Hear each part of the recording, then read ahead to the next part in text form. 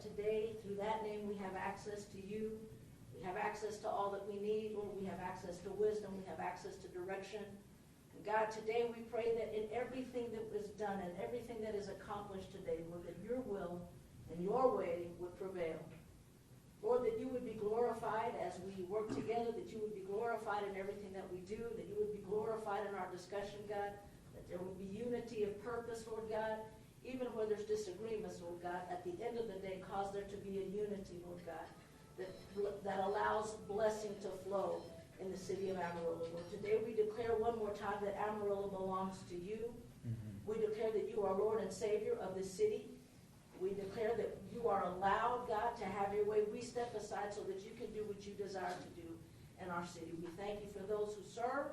We thank you for those, Lord God, who sacrifice their time, Lord God, and we pray blessings over each of them, and we pray that you would give them wisdom, not the world's wisdom, but godly wisdom, the wisdom that comes out of heaven. Lord, we pray that integrity and honesty and honor, Lord God, would fill the room, Lord. And we thank you for every blessing you've bestowed on Amarillo, every blessing you've bestowed on us as individuals. In the mighty name of Jesus, amen. Amen. Thank you, Miss Margie. If you'll join me in the pledge.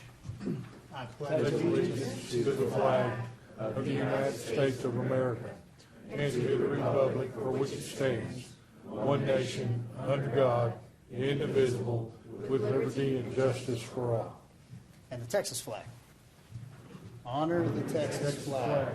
I pledge allegiance to thee, Texas, one state, under God, one and indivisible. Thank you. Please be seated. Okay, guys, we're going to go down there. Everybody got their proclamation?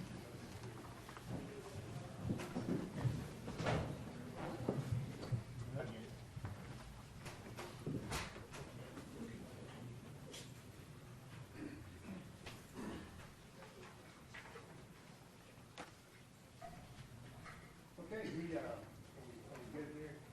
No, got it. Oh, you got just on the side.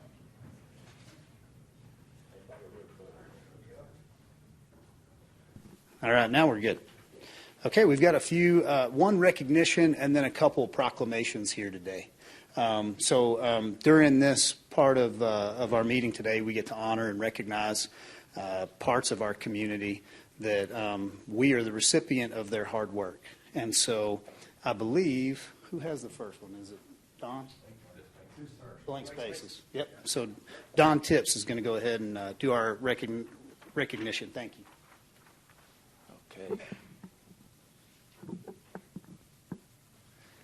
Okay, this certificate of recognition for their beautification, it's for Blank Spaces, by the way, for their beautification initiatives through mural arts around the city of Amarillo, their commitment to youth and being role models to inspiring artists, and for contributing to the beautification efforts of the city of Amarillo while serving in a leadership role to the youth, and for completing 15 murals as part of the City of Amarillo's Mural Grant Program and completing an additional 37 public and private murals across the city, and for facilitating a staff of high school and college interns and allowing them to work alongside professional artists to develop all aspects of mural painting, including working with clients, property owners, through idea generation, design, conception, materials, application, budget, and mural preservation, and for collaborating with other artists and neighborhood residents to teach children from diverse schools and cultural backgrounds and how to give back to their community, grow their skills, and work in real-world artistic endeavors.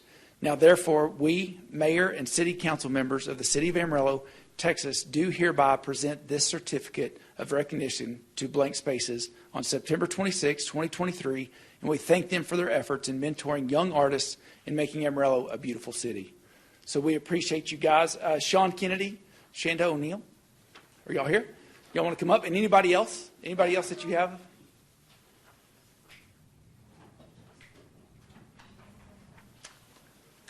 How are you, sir? Good. You. Hey, how are you, man? Good. Oh, you would do that? Okay. One, would you guys like to say something first before we do a photo? You don't have to. We certainly will. I'm gonna sing a quick song real quick. I'm only kidding. No singing. But I want to thank the city and the support that they have offered us.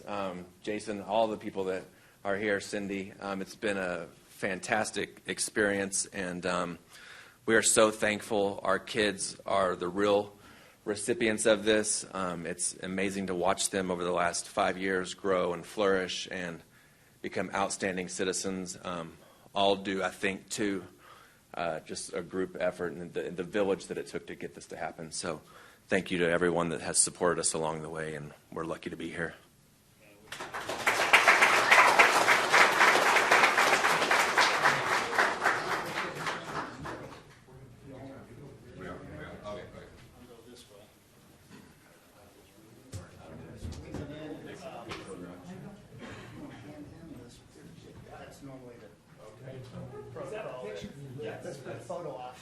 There we go. There we go. All right. I'll try not to bend it. Come this way a little, guys.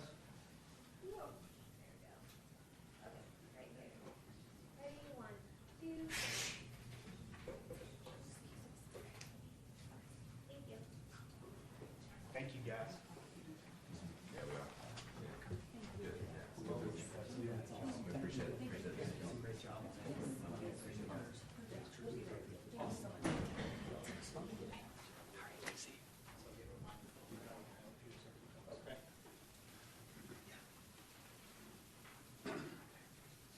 Thank you, ma'am. Just real quick, before we move to our next, our first proclamation, next item. Outside, when you guys came in, everything that you saw over there on the wall is a photo of what they've done around town. So we're huge supporters, and we appreciate Blank Spaces for all that they do. I believe, do we have, Ms. City Secretary, is it High Plains that's next? Yes. Okay. Councilman? I noticed we have a lot of people here from High Plains Food Bank. Why don't you guys come on up here so everybody can see you while we're reading about the work that you do and appreciate. I know some in the back, so y'all come on up, and then we'll talk about the proclamation for Hunger Action Month. So the city does have a proclamation that we signed for today and this month that reads, whereas hunger and poverty are issues of vital concern in Texas, where 13.7% of people face hunger and 1 in every 6 children do not know where their next meal will come from, and whereas the city of Amarillo, Texas is committed to taking steps to combat hunger in every part of the community and to provide additional resources that those in the need, whereas the city is committed to working with High Plains Food Bank, a member of the Feeding America nationwide network of food banks, and educating people about the role of importance of food banks in addressing hunger and raising awareness of the need to devote more resources and attention to hunger issues. And whereas more than 22,110 individuals in Potter County and more than 16,120 individuals in Randall County rely on food provided by members of the High Plains Food Bank each year. And whereas members of the High Plains Food Bank distributed more than 6.5 million meals to 16,900 families in 2022 through its networks of food pantries, soup kitchens, shelters, and other community organizations. And whereas the month of September has been designated Hunger Action Month in order to bring attention to food insecurity in our communities and to enlist the public in the movement to end hunger by taking action, including volunteer shifts, social media shares, and donations to ensure every community and everybody in it has the food they need to thrive. And whereas food banks across the country, including members of the High Plains Food Bank, will host numerous events throughout the month of September to bring awareness and help end hunger in their local community. Now, therefore, we, Mayor and City Council members of the City of Amarillo, Texas, do hereby proclaim this month of September 2023 as Hunger Action Month in Amarillo, Texas, and thank those members in our community that help to end hunger in Amarillo. Once again, thanks to the High Plains Food Bank for all the work they do, and thank you guys for being here today. We appreciate everything you do.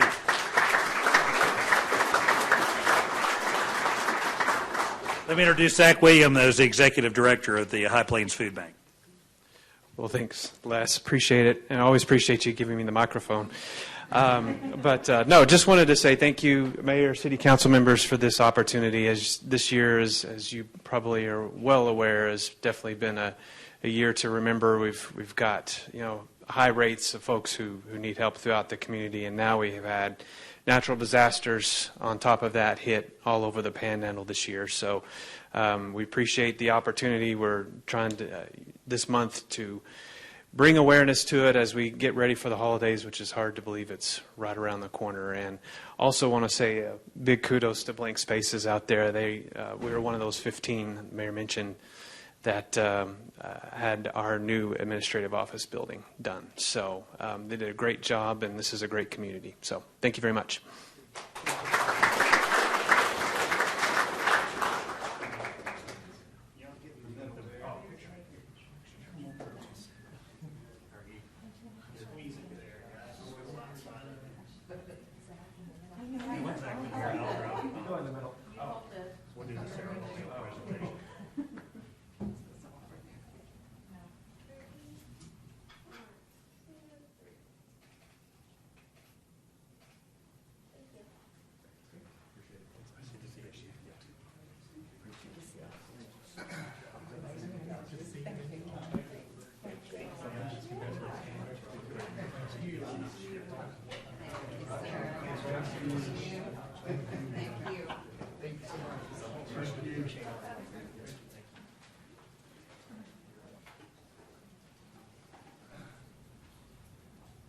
All right, next one up is going to be National Preparedness Month. I know this group has been super busy this year, so Max, if you want to bring your group from Office of Emergency Management up and declare this one. So I know y'all have had your hands full this past year with everything from tornadoes to flooding to house fires, anything and everything. You guys are the ones that help keep us safe and operate this stuff at a professional level. So whereas National Preparedness Month serves as a reminder that we all must take action to prepare now and throughout the year for the types of emergencies that could affect us where we live, work, and visit.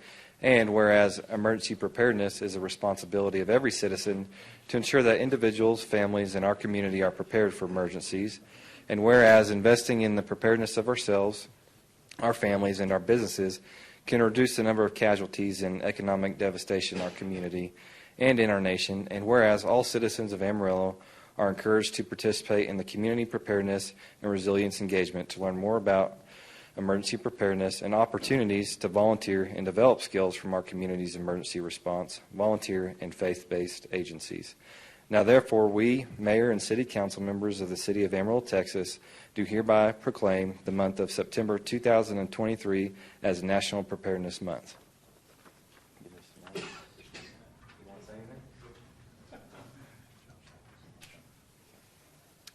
Ladies and gentlemen, thank you, Mayor and Council, for this recognition of this month. It is suiting that it be the companion to Food Awareness Month as well.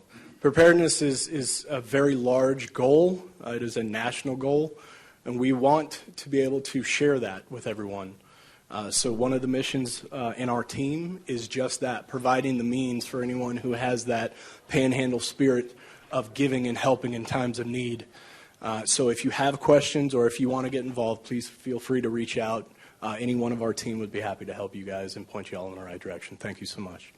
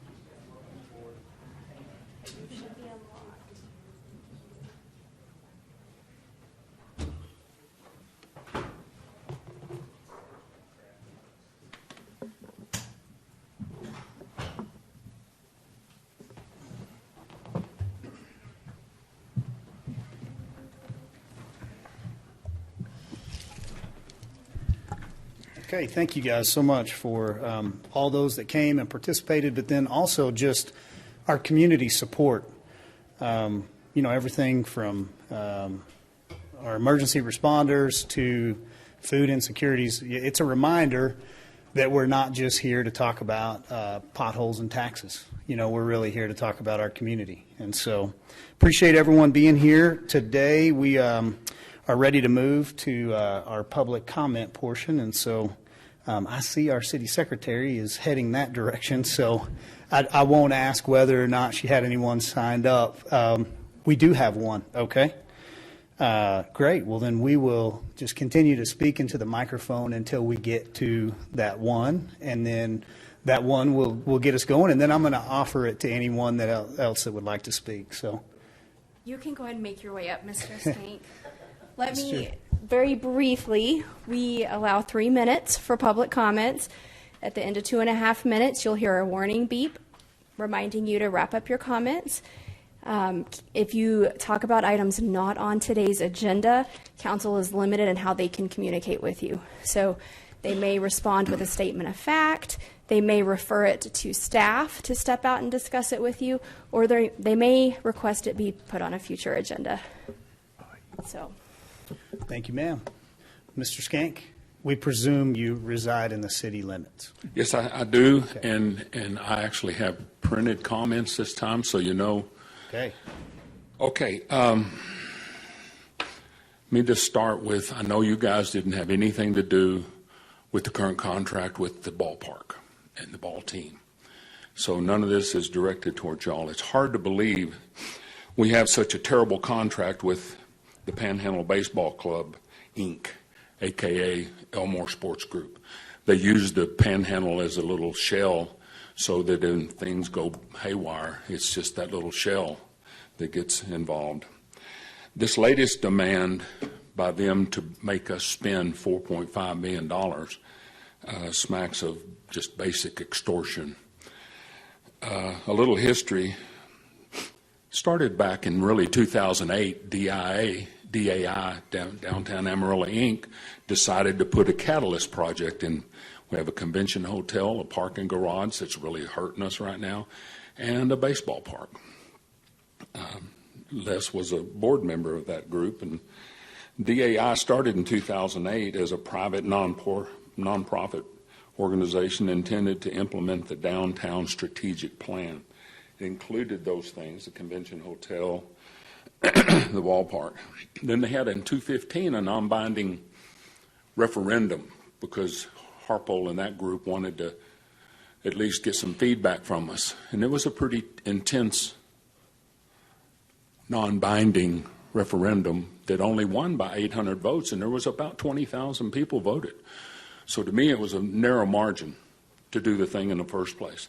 And then we had a manipulated purchases of the land over here, resulted in the property being right in front. In 2016, LGC, which was chaired by Sonny Hodge, formed a negotiating team of her dad and several others, Mr. Fairley and Gilliland and several others, and reached an agreement with the Elmore Sports Group. On 2017, something shocking in my mind happened. Sonny came before Mayor Nelson and council and basically said, you will be presented with a contract for a AA team. There will be no further negotiations. She was doing it right here. There will be no further negotiation. It's either up or down. When it arrived, the mayor and council approved it. I read the contract back then and was keenly aware that the team, MLB, and MLB were the only money makers in this contract. And we were left with the bills. Example, this $4.4 million. This $4.5 million update is a classic example, and it won't be the last. I study what's going on with Major League Baseball. I'm a fan, and I really want to know what's going on because in Major League Baseball, these other stadiums around are in trouble, and they've moved out on them. People have left them abandoned, and the rest of the country is sort of finding out about that too. This makes, with us putting this $4.5 million in there, it makes our building over there about 53 plus million that we're paying for. Then in a little over 10 years, we are mandated to a $15 million renovation that if we refuse, they can extort us again because they can move. It's a termination of the contract. They have us in over a barrel with this contract. Finally, $4 million, and the team pays $595,000. That's the imbalance that goes on. And they use the money they already gave us to service the debt we already had of the $175,000. They're allowing us to do that, use that for the debt. How generous. There's no new money coming from the team, which is really the only money maker across the street here, the real money maker. Where's the line item cost of this renovation? It's not in our minutes or anything. Are these all mandated by MLB? Why just one bid? So questions I have, so many questions. Be careful what you agree to here. It's a slippery slope, and we're already on it. When you look over what they want to do for $4.5 million, you've got to have some suspicion and questions about, is that really MLB's going to come down here and want to worry about, what one of them was increased square footage for food service break areas for each team. Mr. Skank, Been around many baseball locker rooms. Thank you. we appreciate you taking the time to speak this morning, or this afternoon. Did you have something, Councilman? I did not. Oh, okay. Ms. City Secretary, you don't have anyone else for public comment? No, Mayor. Okay. Do I have anyone else here that would like to speak at public comment today?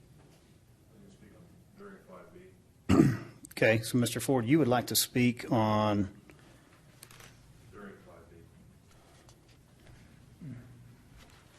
The hearing? 8B?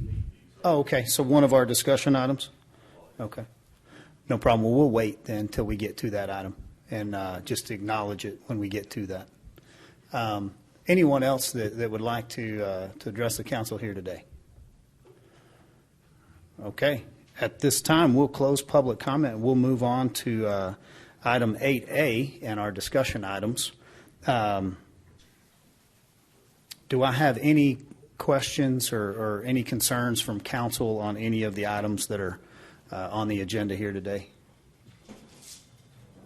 Okay, appreciate that. Moving on to item 8B, we do have, is it City Manager Andrew Freeman coming down here to discuss downtown paid parking? Yes, sir. So this is going to look a little familiar to the June presentation. We had a couple of y'all in a runoff, so I'm going to go through what some of you have already heard, and then that'll address the discussion that Councilmember Sherlin requested to revisit the paid parking component of downtown parking. So just a little history. Downtown has typically been all-time managed. It wasn't until just a few years ago that we started the paid parking program. That was based on some past case studies with the Downtown Catalyst projects in coordination with the city and Downtown Amarillo, Inc. and Center City all working on that project together. That included the paid parking garage as part of that. So March 2019 is when the paid parking on street was established. That was all a signage, app-based program, which had a lot less capital costs than putting in the physical meters. As part of that, it started as $1 per hour, initially with 3-hour zones. There were also exemptions from paying for parking according to state law, which is handicap, disabled veteran, and a few others as well. And then through that project, we also were able to stripe all the spaces to easily monitor for violations both on the time parking side of downtown and the paid parking side. And those were monitored using license plate readers with our parking enforcement. Just to recap the paid parking area, it's approximately 900 spaces with the boundary being 3rd Avenue on the north, Johnson to the east, 10th Avenue to the south, and Taylor Street to the west. It also, just to note, there's approximately 1,200 spaces outside of that paid parking area that remain free through this, basically the west side of downtown. And then within the area, there's also many surface lots, 900 plus spaces that aren't charged parking, so those are free surface lots. and then the city parking garage as well that is credit card only with 480 spaces. This next map is pulled from our website that also just highlights the various options downtown for parking. The colored theme is everything on the west side that is free but is time restricted. Ranges from 15 minutes, 30 minutes, an hour parking, or 2-hour parking. And then everything in the green there is the paid parking area, and then the brown is just indicating all the free surface lots that the city of Amarillo owns as well. And then the yellow with the dollar sign is the paid parking garage. And we've also indicated the handicap spots available downtown as well. Now just to talk a little bit about the current parking data, with the caveat that we currently only have one parking enforcement officer. We still have one vacancy that we need to fill, so that is why you'll see reflected here that the violations filed are much lower than previous years. Once we get up to speed with 2, you'd see that number increase. But we have seen steady growth in the app-based parking. That's where you'll see the transactions, total for parking fees and total for transaction fees. That all comes from the Park Mobile paid program. You can see in the current fiscal year that's ending, we're up to almost 25,000 transactions for revenue of 43,000, and then deducted from that is some transaction fees of 6,500, so a little less than 40,000 revenue from that. And then the next line, parking fines paid. This is outside of the paid parking program. This could be someone's in the paid parking zone that didn't use the app and received a violation, someone in the free parking area that didn't move their car within the time limit that received a ticket, or somewhere else across town, whether it's a handicap violation or fire zone violation. That would all fall in those fines paid. So you can see the drop from previous year from 114,000 down to 30,000 for the current fiscal year. And then the note that downtown parking enforcement was temporarily suspended due to the COVID pandemic, so that also reflected some of those decreases during that time. And then what's changed since we launched a few years ago, we removed the 3-hour maximum parking, so you can park all day in the paid parking area. We did not charge during COVID. We added 30 minutes of free parking when starting a parking session through the paid area. We revised the contract with our Embassy Suites operator that was prohibiting us from increasing the CPI adjustment in the paid parking garage through their lease. We were not able to increase via CPI unless we had managed parking, and it was very specific that we had to have paid parking. So we made an amendment that now it has to be on-street parking with either paid parking meters or free short-term time limit parking for on-street parking within the area. So basically now it has to be paid parking or time-restricted parking. And then we'd be able to every year adjust for CPI and the rent that they pay. We have continued to receive ongoing concerns about the phone app-based system instead of the physical kiosks.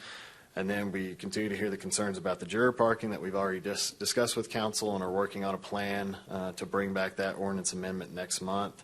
We've gone through the process to see how best we can adjust, and we've got the software that allow us to enter in the license plates of any jurors that they can pre-fill out on their pre-filled questionnaire, provide that to us, and then as we drive through, we can see if they're a juror and not cite them for either not paying for parking, or if they're in a time-restricted area, we can go ahead and not charge them a penalty because they're serving for jury duty. And those are all the topics I wanted to cover, just to kind of bring the conversation up to speed with everyone. And then this discussion is really to get your feedback on the downtown paid parking. So happy to answer any questions. Okay. Thank you, Mr. Freeman. Councilman Sherlin, I know you had brought this item up, so I would ask if you wanted to go ahead and kind of lead the way on what your thoughts are. Okay. What I'm looking at is, in my opinion, this is a very unfair parking program because we're only doing it to the east side of downtown Amarillo, which benefits the businesses on the west side of Amarillo. Question I have is, are we in a contract? With Park Mobile?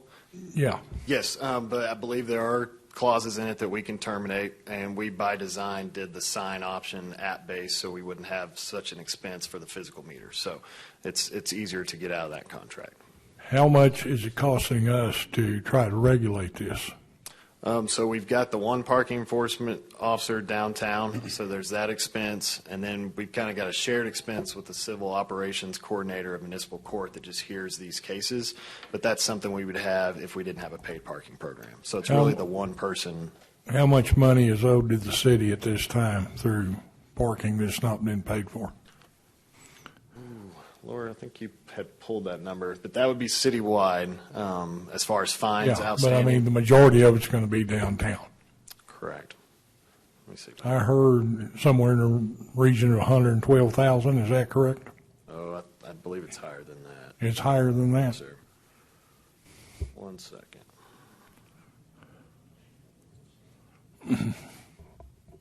So,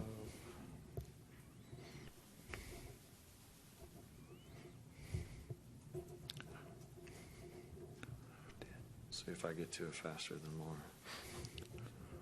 I can go ahead and Yes, talk while keep you're going. looking up stuff there. My opinion, the regional reason this was done was to get people to use our parking garage to begin with, which it's not done. It hadn't been effective and actually caused the citizens of Amarillo hardship because a lot of the older people that come downtown to park don't even know how to work the app to be able to sign it, so then they get a ticket and then they have to go pay it, and they don't even know really what they did. So, I mean, I honestly believe our costs are a lot more than the benefits we're receiving on this. I don't see where, we showed some income, but in actuality, we probably have as much cost as I do income by keeping up this project. I would rather see us, and I don't know if we can do this, go to a maybe 2-hour free parking within all of downtown area, because that would make it equitable to every business in town. It would make it equitable for, whatever we're going to do.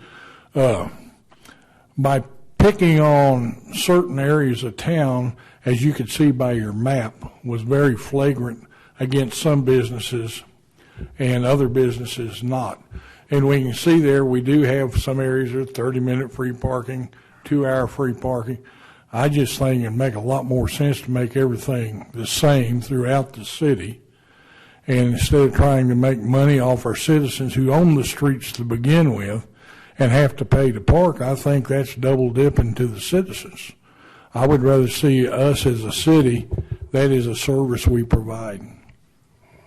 Okay, thank you, Councilman.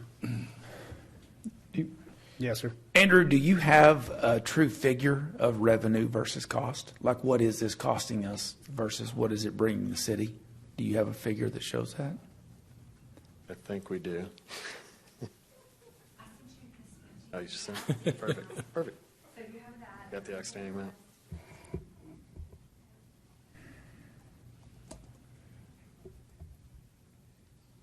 And you're talking downtown specifically, just that one parking enforcement officer, which we would, just clarify, we would still have to have if we didn't have paid parking. So it's not really a apples to It's not apples. really a net savings. Right. So total unpaid outstanding as of September 21st is $511,000. Whoa. Outstanding, Outstanding of violations. and that could be over the last 5 years. Okay. Correct. 511,000? 511,000. And part of that is we have not at least taken advantage currently of actually towing people that we find on the streets that haven't paid those. So it is a matter of if they're pulled over or if we find them. We're not, Okay, so not as heavy-handed on getting those collections. So this is kind of like the lawn mowing thing that we had. Like Correct. we have all this outstanding, Correct. but we just, and then Exactly. we've got the cost of trying to recover it and Exactly. all that kind of thing. So do we have a cost versus revenue right now? I mean, and again, to Mayor's point, I would take that one staff position. Yeah. That's net zero. So we're bringing in 70,000 right there. That probably more than covers the staff person that monitors the entire downtown. So it probably covers the half that would be the east side of downtown for the paid parking area. So Professional fees of about 45 a year. 4,500. Yes. So we got the fees involved. That we would still use that person. So really, it's covering that person if they were full-time dedicated to the east side paid parking So area. it's a wash. It's basically a wash. And we So- don't have many capital costs because the signs are there. It's not anything we have to maintain. No maintenance. So if we got rid of this, then the cost of that person would actually, right now, it's kind of a wash, Yes, pretty close. it would be fine either But way. without the paid parking coming in, then that becomes an expense to us, yes? I think you'd still see the fines and payments being made for people that don't move their car in 2 hours or whatever the time period's going to be. So we'd probably actually see more revenue that way. So do we see the people, I know that we still have the 2-hour parking in the other part of the city. So do we see the 2-hour parking? Do we see like statistics on how much those people pay that fine versus how much people pay the fine for being outside their, is that even, I know that's a so- stretch. Yeah, so that's the 30,000. If we had more people going around checking the time limits, that's where you'd see 100,000 area increase. And we are working to fill that vacant position currently. And you may have addressed this. What's the reason for the drop in 21 and 22 in the paid fines? The staffing, just Huh? not having someone out there checking all the time zones as constant because the downtown person has to work citywide now, so she's not always downtown. Oh, so that created about a $84,000 difference? Correct. Okay. Okay. Yeah, 120 square miles of drive. Yeah, For one exactly. person? For one person. Okay. Which we are working because that's now being assigned to the city marshal's office. So we're going to have more folks that can help focus on citywide issues as far as illegally parked vehicles in neighborhoods. We don't have to pull somebody out of downtown. So to that work person on those. manages every bit of that. Right. That's what Illegal they've been parking responsible for. anywhere. Yeah, we had two basically handling all of that, so it didn't become a police issue where they had to go handle illegal parked cars. Okay. Correct. Thank you. Yes, sir. I mean, as far as the direction, that you're asking, I personally think we just need to get rid of it. I mean, I don't know. It sounds like it's going to be minimal cost to get rid of it. I think it's going to be fair to our citizens, and I mean, the numbers speak for itself, in my opinion. So that's where I stand. So the cost that we're looking at would be the removal of the park pay or whatever that is. Right. So it'd just be terminating that contract, and we'd swap the signs out with time To the restricted. 2-hour and Yeah, that so type of deal. it's And that pretty would minor. make it uniform throughout downtown pretty much. That would be the other component, since Councilmember Sherlin brought that up. That might be a broader conversation because we do have businesses that might need 30 minutes to an hour, some need 2 hours, and do you focus on any areas that are for employees that need to park 4 to 8 hours? But right That's it. now, But as far they as don't. getting rid of this, we could default 2 hours in the ones we're taking away, but if we want to talk city downtown wise, that might be a bigger conversation. But the employees and servers that we talked about, like with the restaurants on Polk, they don't have a place to park right now anyway, Correct. I mean, Yes. they're either having to go re-up this thing or, Or they lease spaces with some of the other partners that have off-street parking. Yes. So if we were to streamline it and simplify it a little bit, just looking at the 2-hour limit, that's a need because if we don't manage that, then what we're going to end up with is vehicles that are left overnight or throughout the day or whatever, and we don't have the ability to truly manage that on-street parking. So you could go to a 2-hour timed parking, which is free parking everywhere downtown, and then you're not really consequencing any existing businesses because they've already learned to deal with, our Park Mobile issue. On the east side, if we just change the east side paid parking to 2-hour time limited, I think that'd be pretty low impact. So then what we would be saying is would you want to bring another discussion with maybe a little bit more education for council going west? Do these 1531 and 2s need to change over there for the good of those downtown businesses? And are there any negative consequences? Right, and more engagement with the property owners to see what their thoughts are on, has it been working in the past? Should they be consistent? Yes. Yes, sir. Do you feel like that'd be an excessive amount of work to engage with them? No, just scheduling the meetings and getting the input. I don't think it'd take too terribly long to get those together. And you feel like if we went to a 2-hour parking just across the board there, changed them all to 2 hours, and just notified those business owners or individuals of, hey, if that's going to create an issue, please let us know why, and then we could do like would we allow somewhat of a lower time cap based on the actual property owner? That's basically how it's been done the last few decades, is Yeah. analyzing it, seeing if it makes sense in those areas. Is it a business or a row of businesses that have like drop-off pickup that doesn't need somebody sitting out there 2 hours, 15 minutes to 30 minutes works better? Those would be the conversations. But a lot of those businesses have changed over the last 30, 40 years, so they may no longer need the short turnaround. Maybe they want longer time periods. But we've got a great partner in Center City and Beth Duke that can also help us gather that input and insight. When we get started off with the, hey, council's kind of interested in across the board similar times, and then just kind of go from there and get the feedback. Right. Well, I'd ask if council, unless we have another question directed at, this overall topic. Yes, sir. Just stepping back a minute, why do you implement paid parking at all? What is the purpose of paid parking? Well, That's obviously not to make a ton of money. I mean, Right. we're making some. I think the original intent was to do it in partnership with a paid parking garage. If you're going to have a paid parking garage, if you have on-street free, then people are going to pick the on-street free option. But in the other side, our paid parking garage allows you to park all day. So it's really the preference of people that don't want to move every 30 minutes to 2 hours. So I think they can still work in tandem. On-street should be more the short-term parking. Off-street parking garage should be the long-term parking. But that was the original intent of, it's tough to maybe make money in a paid parking garage if you don't have on-street paid. Well, I guess the other benefit, again, and I don't know whether, maybe there's some areas that would not require 2 hours for whatever reason. I would guess one of the benefits for businesses is that you don't necessarily have people camping out right in front of your location. So, I don't know whether, and maybe the 2 hour is the best all over, downtown, or maybe they're more to help the business owners so that they don't have somebody. Because I guess before we had this, there were times where people would park 8 hours. And then the other thing is, I guess if we, whatever we're going to do, making sure that we're doing the enforcement, because it's really not going to do any good for anybody if it's not enforced. Right. Managed parking overall, paid or free, is all about the churn that keeps people from parking there, so the businesses have that accessibility. Yeah. Yes, sir. And, and again, I don't know if we have any data to say, and well, the parking garage, we can say whether it's good or bad, it's there, and we still have to pay for it. So I just think we might want to just look at, if the 2 hour works with the parking garage, and we don't think it's going to be any impact, but I think it's just something we need to take into account. Is there anything on the parking garage usage as far as time length on how long people usually stay in the parking garage, or can you tell that? We could definitely pull that data. We've got all that in the system. We could follow up with that report.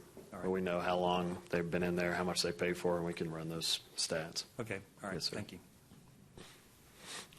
When I'm looking at this map here, I see most of it downtown that we're talking about west of the area around here is basically looks like 2 hour parking. Your side streets appear to be more of your 30-minute parking, which there's not many businesses set up on the side streets actually. So when you're looking at this, the majority of it is going to be 2 hour parking anyway. And those side streets, I don't really think it would affect businesses that much, but there's a possibility. But I think it's like everything else. You try it, and then let's see what we get feedback, and we always make adjustments at that point. So. Yeah, it's majority 2 hour and 1 hour. So 1 hour is the pink and blue is the 2 hour. So it's very small 30-minute and 15-minute options. Mr. Freeman, I would ask that we have a more or less an 8 to 5 understanding on this. So this would keep the after 5 open, not a 2 hour max. Unrestricted over Okay. after. Yes, sir. Unless council disagrees or has a further discussion point on this, I feel like the directive that we're wanting to see staff go is for you guys to maybe do a little bit of research as to any negative impacts that this is going to hit some of those business owners or property owners downtown. And then if we could get a staff recommendation coming back with an action item directed in the way of removing the paid parking. Could do that. Anybody have anything that's different than that? Okay. Thank you, Mr. Freeman. Appreciate you. Thank you. Mr. Ford, you just want to leave, or, oh. Nailed it. Perfect. So, yes, sir, if you don't mind stepping to the mic, we'd like to hear what you have to say. I have some things for you, some historical issues that date way back, some just a couple of years, and then, so should I give you three things?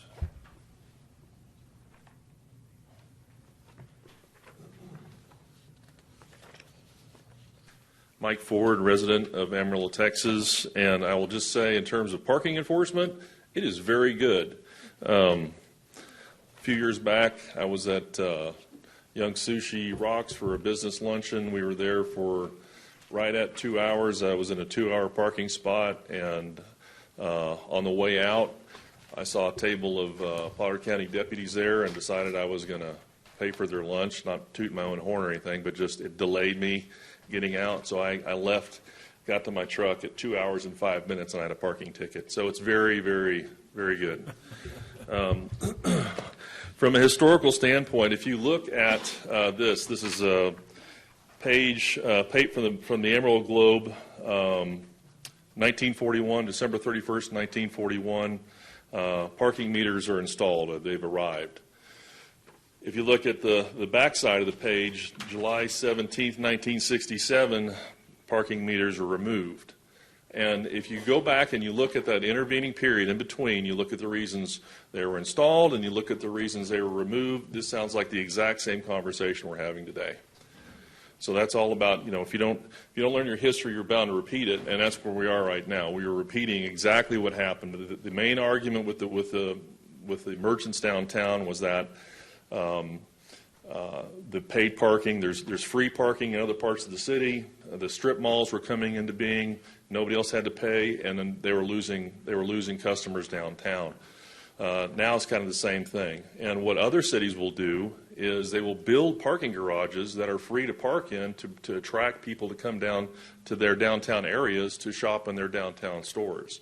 And there's no charge if you go to the major cities right now, there's no charges for those. That could be in Denver, could be in Dallas-Fort Worth or Fort Worth.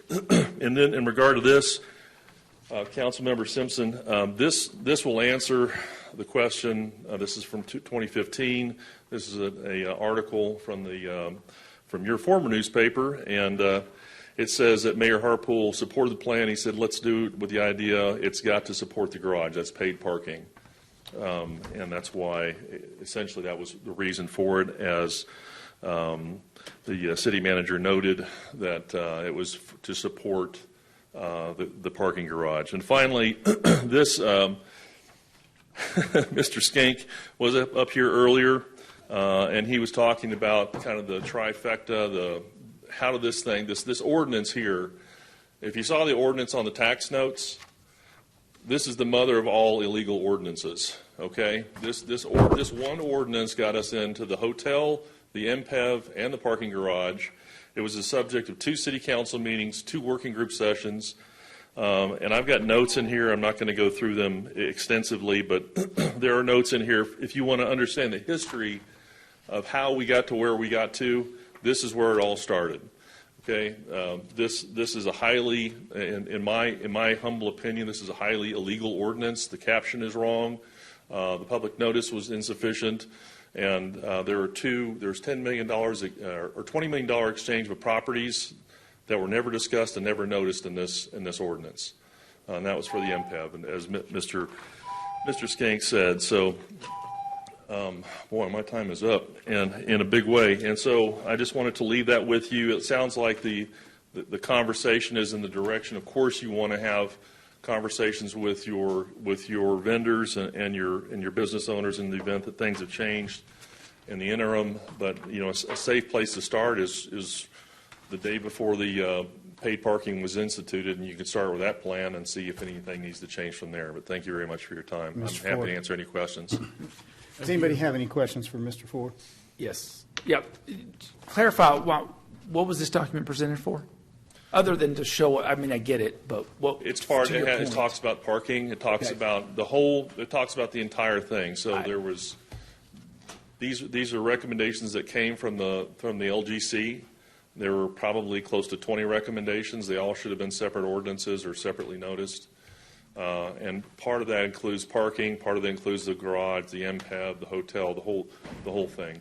But there's a historical piece, or there's a historical element to that, and there are questions on how do we get here from a Councilmember Simpson was asking, how do we get here from that perspective, and this really kind of lays the groundwork for that. Okay, thank you. Any further questions for Mr. Ford before he sits down? Not for me. Thank you. Thank you, sir. Just acknowledging a discussion item, and in fairness to all sides, we did allow a citizen to speak along with council here today, and I appreciate you being willing to rise and speak. Do I have anyone else here today that would care to offer anything to this conversation before we move on to the next item? Okay, thank you, guys. Appreciate you for being here, sir. Staff, I believe you have some good direction, so we'll move forward from here. Moving on to item 8C, we have Ms. Emily Kohler coming forward to discuss zoning code parking regulations. All right, continuing on the topic of parking, thanks for your time today.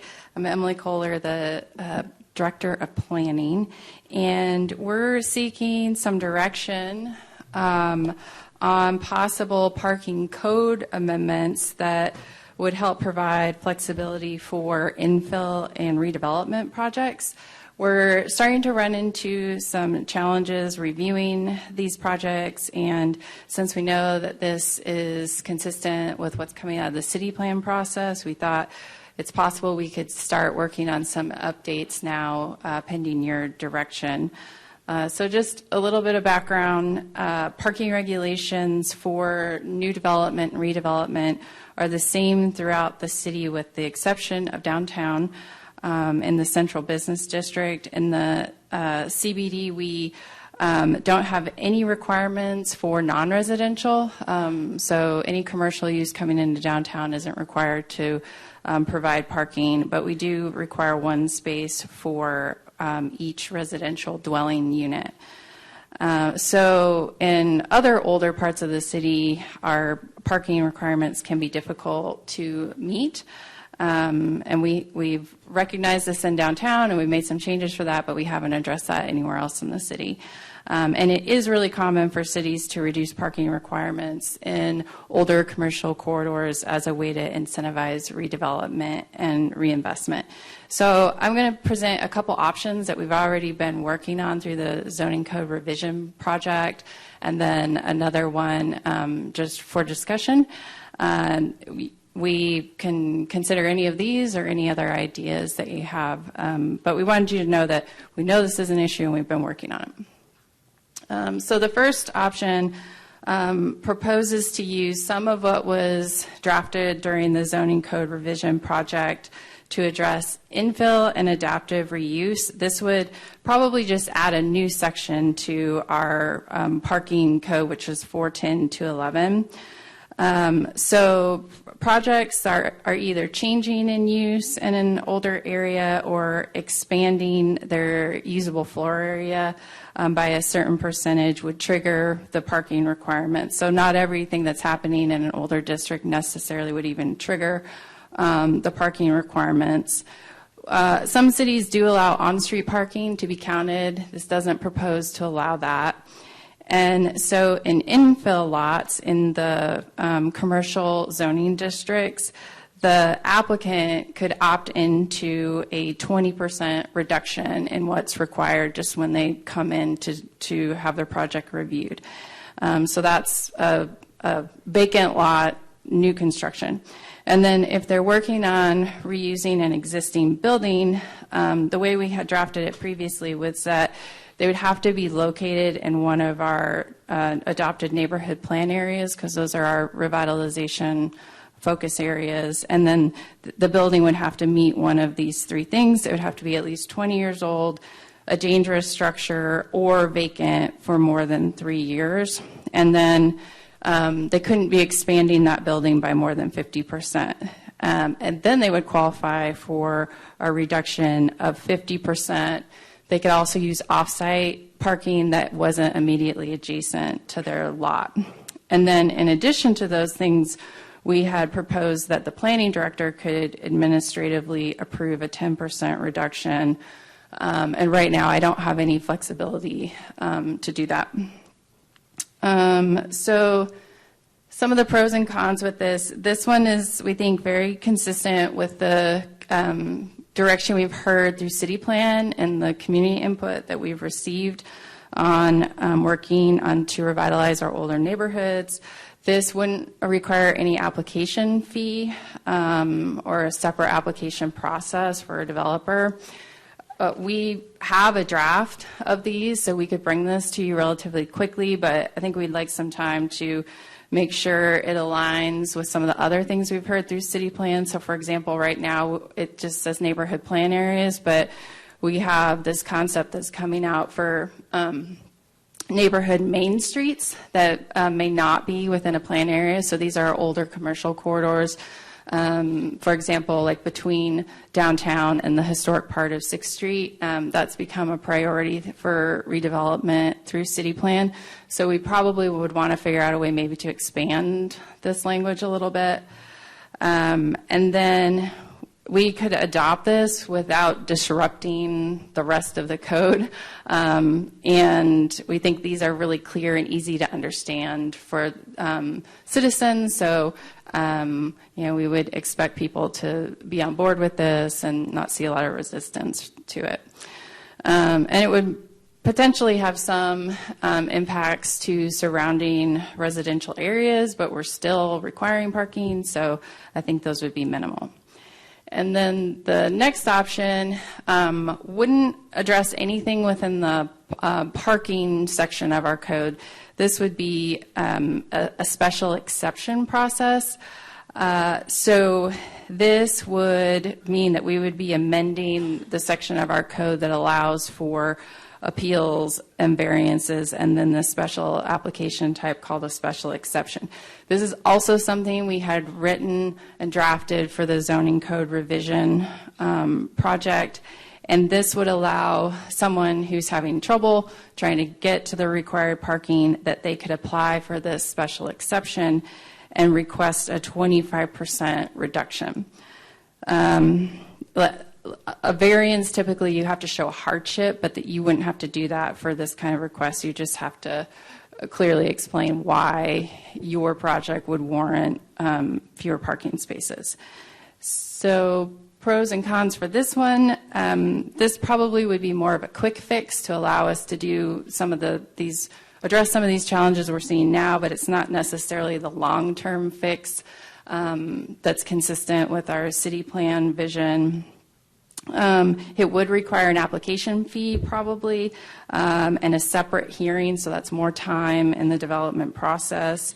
Although fees could be waived in certain areas with the Neighborhood Empowerment Zone program.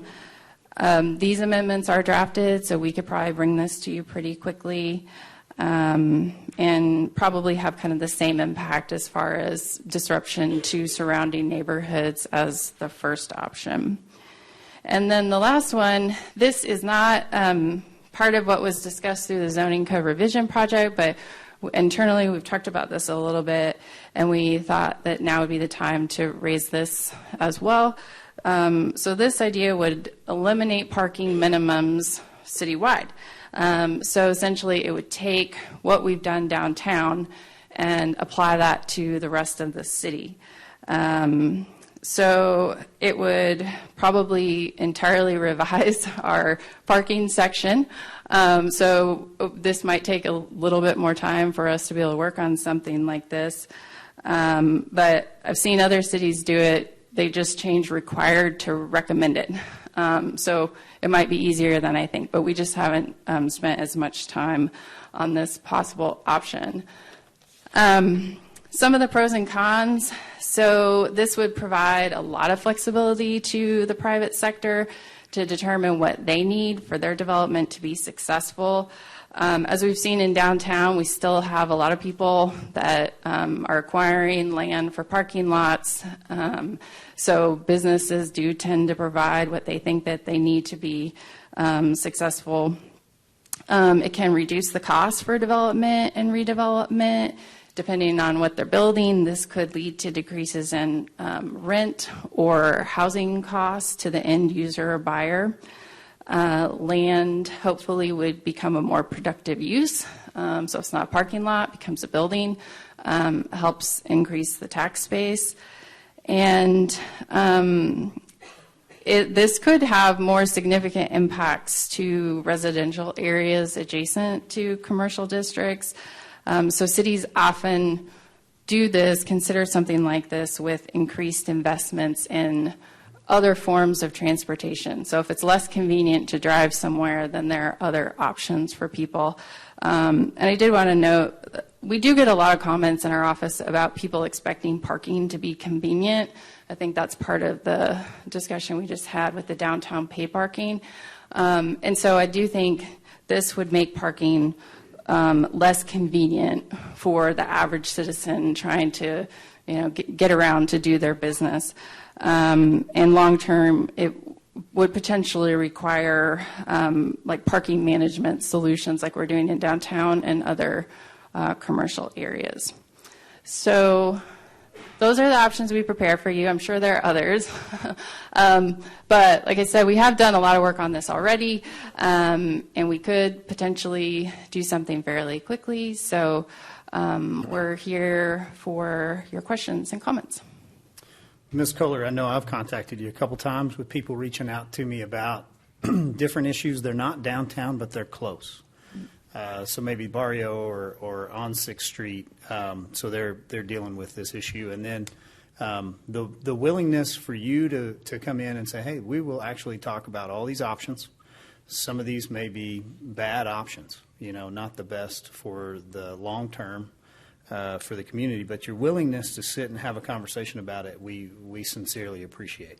And then I feel like you've laid out 3 really good options, and I know that I would like to discuss maybe somewhat of a hybrid there and kind of see where council might be. But I would ask before I lead us off on a different trail, if we could focus on these 3 options and if council has anything for Ms. Kohler as presented. So, Ms. Kohler, I just want to clarify. So the issue here, for everybody else, I think, is some of the older buildings and that type of deal that people are they want to do things to it, but if they do, then they've got to come up to current code, right? Which is that where the parking comes in? Right. Depending on the project, it triggers a review process, and as part of that, they have to meet our current parking requirements, which really are written for kind of new development. And these are parts of our city that are already developed, and so there just isn't necessarily the space to be able to meet those parking requirements. So they're landlocked. They want to maybe possibly make improvements to their business, but they really can't because they can't meet these requirements. Is that fair to say? Yeah, I think in certain situations, people are interested in a particular location for a business idea, and the parking, it can be like, all right, well, there's no way we'd be able to do that there, so we'll go out of town a little bit, different part of town, and so that's why I think this is considered an incentive for infill and adaptive reuse, because we're trying to encourage reinvestment in certain areas by allowing these reductions. Okay. So then that's where we're looking at the 3 options is for that situation to maybe help them to have the option to infill or to do the renovations or. Yeah. Okay. Yeah. Thank you. Mm-hmm. Sure. As somewhat of a kind of a one-off example, if we had a building, say on 10th Street, not in the downtown business district, so they are required to come up to standards. So let's say existing building is a good fit for a restaurant. So in the restaurant design, and we'll just say the dining space is what formulates how many occupants you may have that are dining, and then that contributes to our parking. So at a point, we reach a study and we say we need 50 spaces. for this to ever become a restaurant. So in revitalizing an older neighborhood where we may have a nice restaurant that's moving in and they may only really need to service 10, 12 customers at a time to make a good living for that business model, we're holding them to the standard of what we've, kind of formulated over off Soncy to say, well, if we have a restaurant and this is how many tables they have, you got to have 50 spaces. So if we look at option 2 and 1, really, that would allow some latitude for our administrators and planners to say, okay, well, let's reduce that, by 25%. Am I correct in leading that way? Yeah, so the option 2, that's the special exception. So that wouldn't, if we went down this path, it would be, we could consider a project at a time. We would assume, okay, most projects are going to be okay for now, but this gives us some flexibility when we do have these ones that come up. Versus, I think the first option is a more holistic approach to working on redevelopment in these older commercial districts. So let me just run that example real quick. Let's say we have a small restaurant with a larger dining space, and it could be a 40 parking space requirement. In option 1, what would you be able to do for them? Let's say they're on 10th, but not in the downtown district. Right. So they would, if they're on 10th, they would be in the Barrio neighborhood plan area. So that's the adaptive reuse. So that say it's a retail, it's been retail or it's been vacant and it's turning into a restaurant, then that would be the adaptive reuse. And so if their required parking is 40, then it allows a 50% reduction. So they'd have to have parking for 20. And then they could also work out an agreement if there was a lot just down the block a little bit. They know that business owner and they can use some of that space to meet there. So they can do 15 on site. Maybe they could get 5 more in a lot that's a couple lots down from them. And planning could work with them to allow, for that written agreement to count those additional 5 spaces. Right. Or you could allow for on-street parking, not on that street, but potentially other streets. Well, we could. The way that it's written right now is we wouldn't count on-street towards it. Okay. But I do know that some cities do allow a certain percentage of on-street to be counted. What's the negative with allowing the on-street parking? It's kind of hard to manage. Residential issues, people parking in front of somebody's house? That's part of it. And then I think just if this business says they're using 3 on-street spaces and then the next one says they're using 3 on-street spaces, it gets sort of hard to track that. Okay. Can I ask a basic question? So as a city, we're requiring, with the codes and ordinances that they have to have so many parking spaces. If I open up a restaurant and it has 50 tables and I've only got 15 parking spaces, isn't that my problem? I'm not going to be able to serve very many people. I mean, the reason for this, the code ordinances, and to Mayor's point, if it's in a residential area, people parking in, residential places, but I mean, people can park on the streets if they want, right? I mean, that's not illegal, unless they're blocking drives or something like that. Why would we even, and again, I'm just throwing this out here in discussion. If the building is in certain areas or maybe certain age, why would we even apply these at all when they're in a landlocked area? They can't do it. We want development in these areas, but because of these restrictions, people don't want to do it. Again, if I'm going to open up a restaurant and I don't have parking spaces, that's my bad. But that's a business decision that I'm willing to make. Or if I just want to open up a bakery, I've got 5 spaces, great. People are just going to run in and out. But no one's going to come to my restaurant that they can't find a parking space or they've got to walk, forever. Well, that's a bad call on my part, but that's my business decision.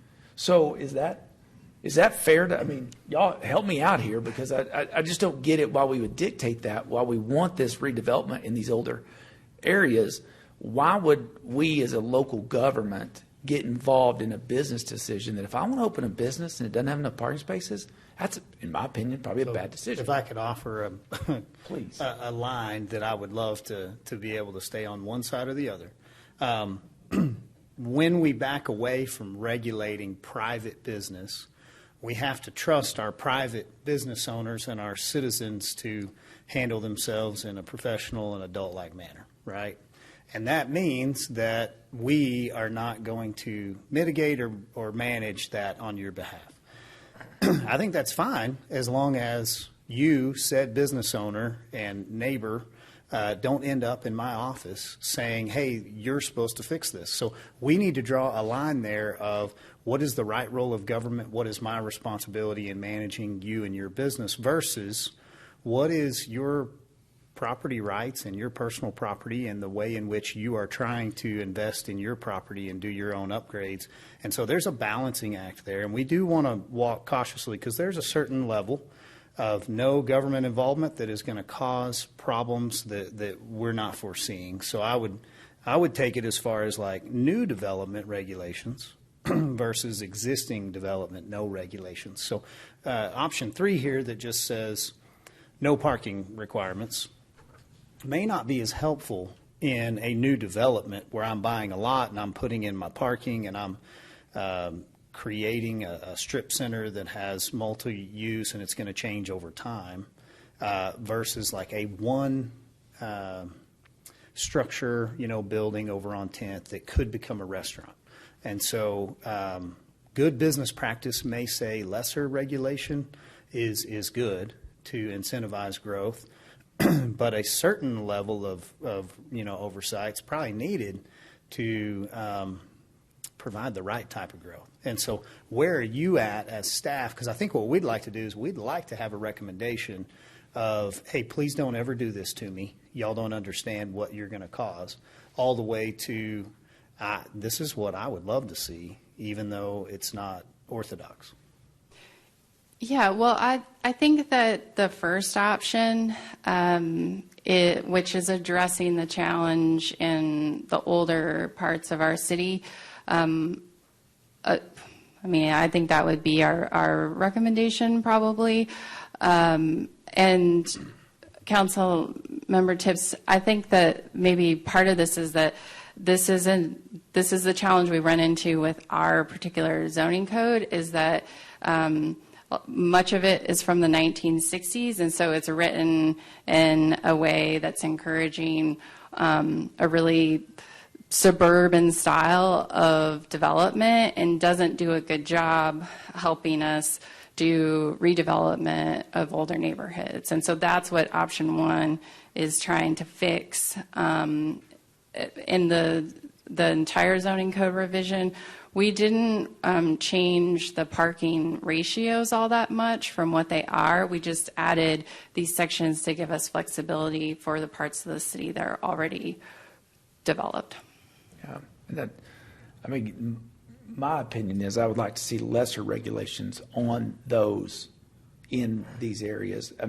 Much less, because it's just not possible is the reason. So therefore, I'm not coming downtown. I'm not coming to, not downtown, to those areas to put my restaurant in because I can't do it. Like, it's impossible. Or even just the minimal number, reducing the number.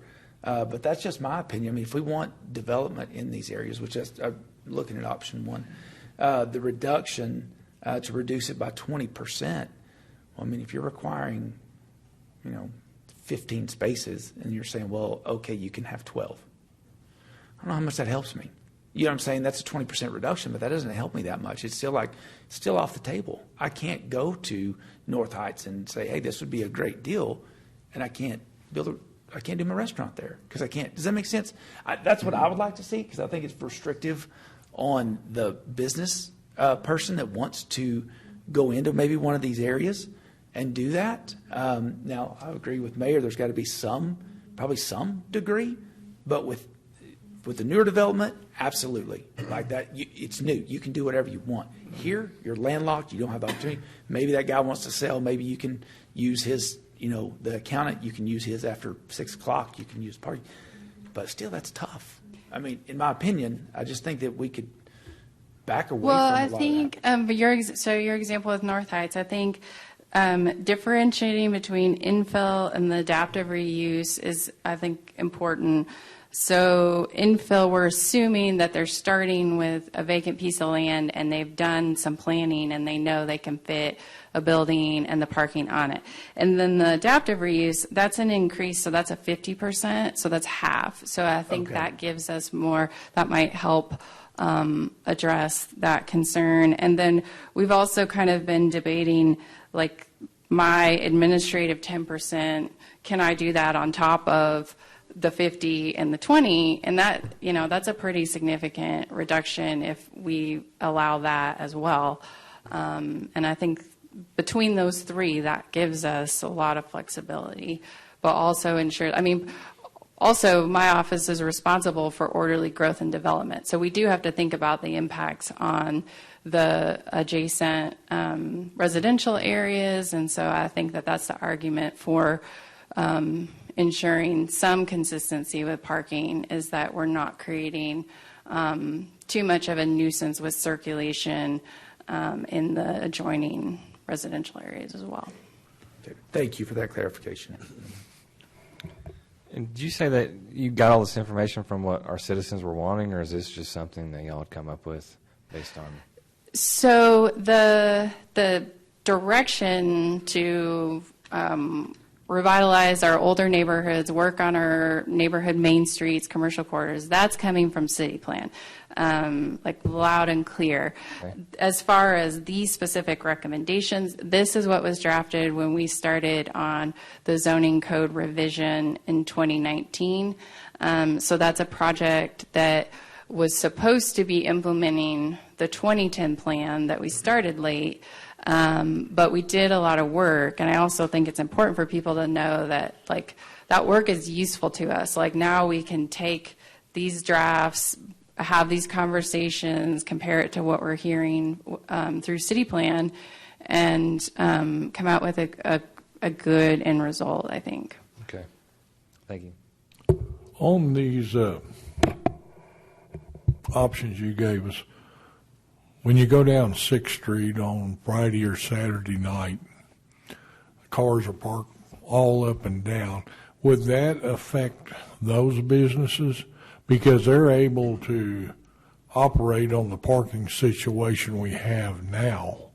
So would that affect those businesses?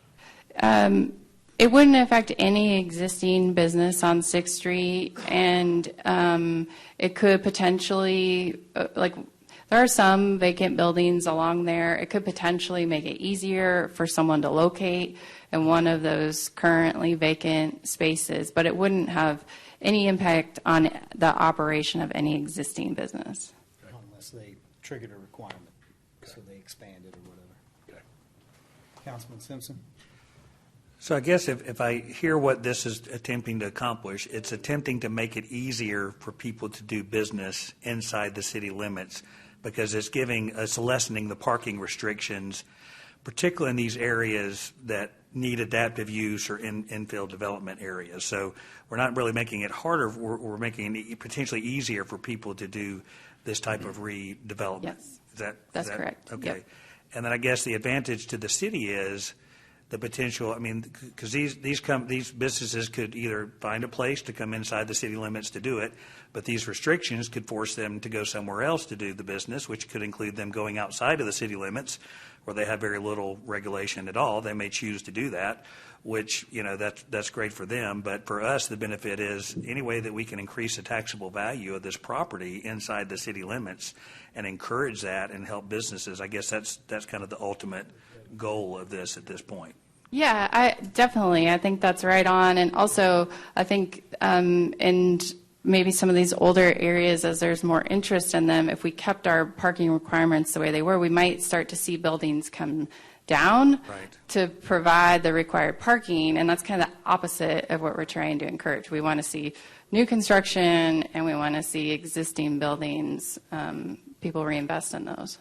And is there some common unintended consequences that happens when you do this, or do you try to mitigate those, such as, in some of these areas you may have mixed use much closer together, residential to business, so that it could have an impact. How do you kind of navigate that if you're lessening the requirements without necessarily negative impact to the rest of the neighborhood?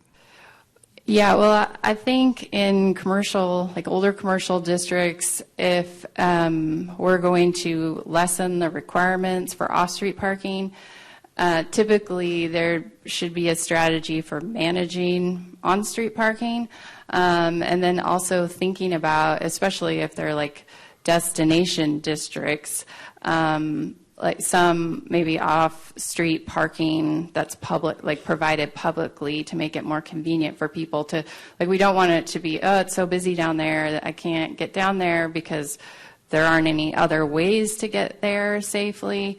And then once you get there, if the parking's just such a nuisance that they just don't bother. So like we've talked about, commercial corridors in Oklahoma City, like they have public parking areas, like some off-street surface parking lots that are public lots that are provided to help the businesses with that turn of customers, make it easier for them to get down there. So I think, like, we're not there yet, but I think long term, those are some of the things we should be thinking about. Thank you. Any other questions, council? So I would ask Ms. Kohler, option one sounds like that's the direction you would like to move first out of the three options. I understand what you're saying on on-street parking and how that can need to be managed and not necessarily be assigned when you're trying to plan.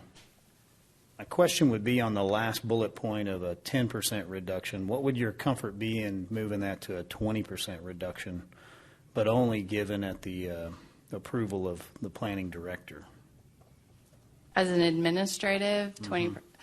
I think it's possible, but I would prefer that there'd be some criteria, maybe. Yeah, almost like not showing the hardship, but then you would have to be able to see, for this typical usage, I don't necessarily need that, even though that's what the book says, because of, my business plan or a drive-through or whatever. Yeah. Is that something that you would entertain? Yeah, like to work on some additional criteria if it's a higher administrative, is that what you mean? Or I think 20% is a lot for me, like to feel comfortable making that decision just without any additional, because the way it's written right now, it's just 10% isn't going to do enough damage for me to have that authority to say, but 20% possibly could. So if there was criteria that like helped me make that decision, I think I'd be more comfortable with that. Okay. Council, you guys have a feeling on option one and kind of directing staff to work towards something to bring back? Are we all somewhat agreeable that we think less regulation and parking minimums is something that our community works well with? We can look at the Central Business District; they're not having fistfights over parking spots, so I think we're getting along downtown and making it work. We've seen a lot of revitalization, and I think that this is something that could help us in other areas. So. Are we good in directing staff to go and work towards an option one? Yeah, I think there's an age thing here, what that you brought up, to specify either an age or location, whatever it is, so that we keep what we have for new growth. Mm-hmm. Like they have to do certain things, but for these that we want to encourage. So I think I'd like to see that, and maybe you've got it in the wordings here, but I mean something that says for this type, it's this, for this, it's this. Okay. Yeah, and I think if you even separated out development versus infill, because if I'm looking at a unused lot that is, creative in its plan for my usage, that's totally different than me having an acre of land that I can easily put 50 parking spots on. Right. So, not that it's on here, but it would be relevant to what that would affect in the landscaping ordinance. So I'm sure you'll entertain that as well, and then we could see if we're negatively impacting that landscaping ordinance in any way. Yes. Okay. Yeah, we'll review that against that. Okay. Well, if you have what you need, I appreciate the discussion. Yeah, I do. Thank you all very much. Thank you, Emily. Thank you, ma'am. If we could, I'd like to do 8D, and then I think we'll take a short recess. I know we've been pushing here for an hour and a half, but we do have our City Marshal, Jacob Diaz, coming up here to discuss licenses and business regulations.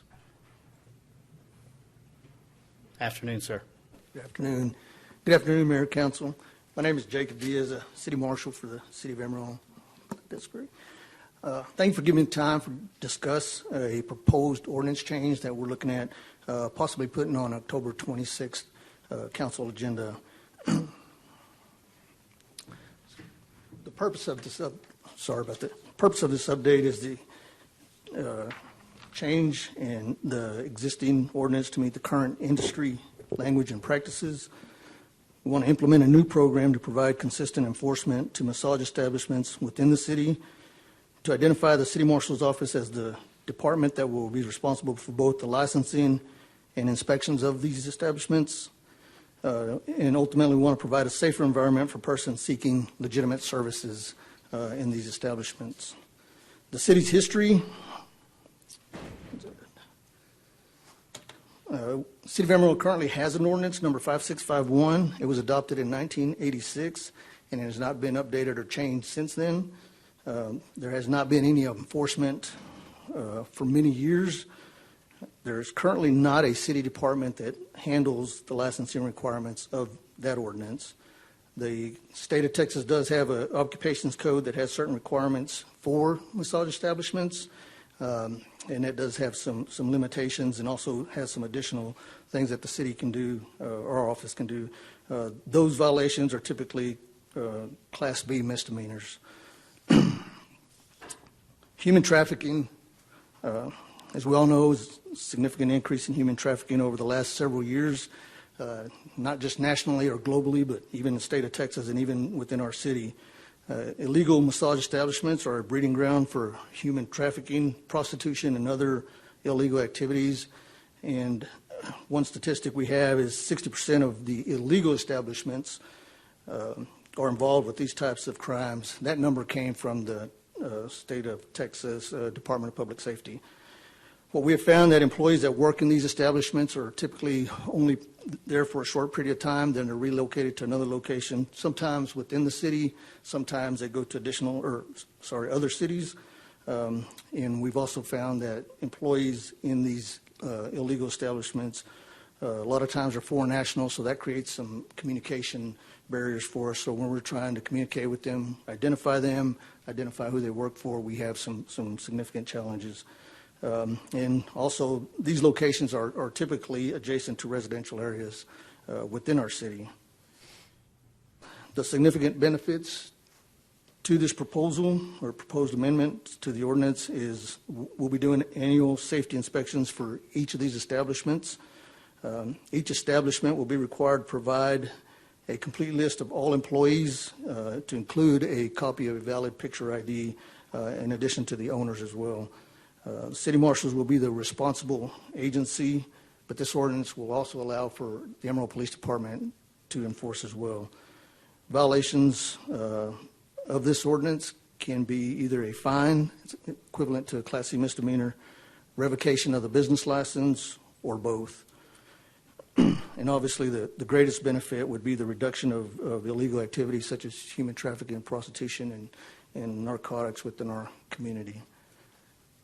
Try to keep it short and sweet, and I'll open it up to any questions you all have.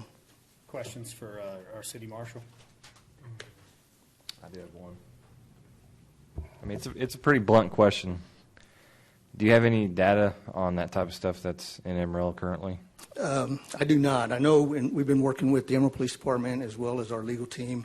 I know one of the numbers that we asked initially is how many locations or how many illegal establishments do you think we have? And I think it's fair to say, based on that information, roughly 20 to 30 illegal establishments within our city at this time.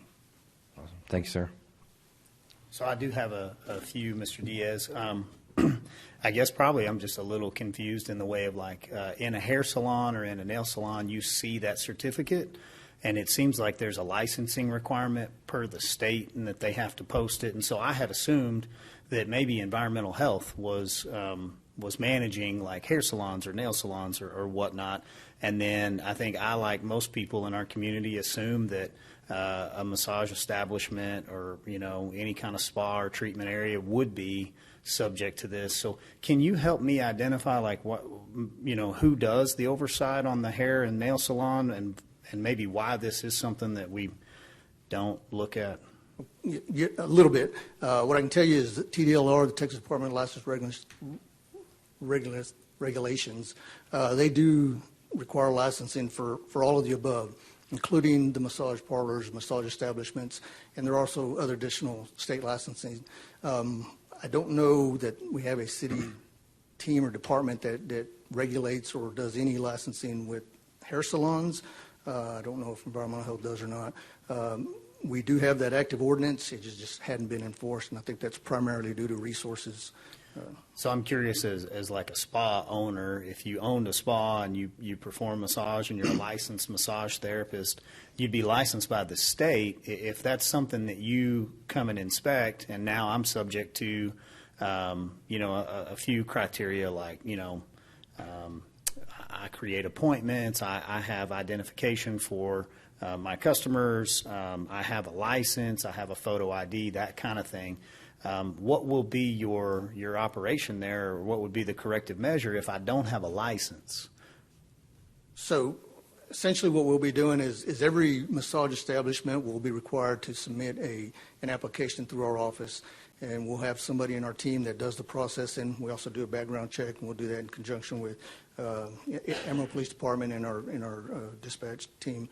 We'll do a background check. If everything is kosher, we'll issue that license. It's not contingent on anything that the state's doing other than they do have to meet the state standards. So in order to get a license with us, you have to meet the state standards that are already in existing. And so I should already have my license Yes, sir. with the state. Yes, sir.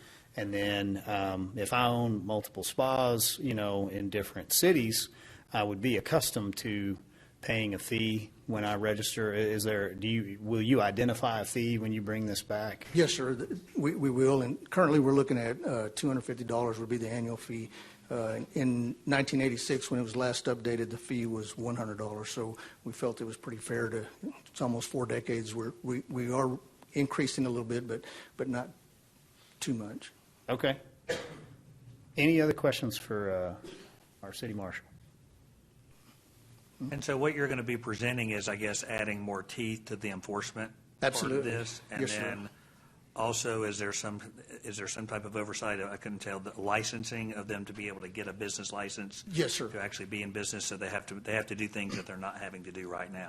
The only additional requirements are going to be like providing a list of employees in ownership, so that we can identify them. And if it's after hours, there's already a certain time limit that they can operate, and that's between 8 a.m. and 10 p.m. If for some reason one of our officers or one of the Amarillo Police Department officers goes by in the evening after hours and sees it open, they can ask for those criteria, the list of employees and that type of stuff, and see if they've got a valid license. Okay, thank you.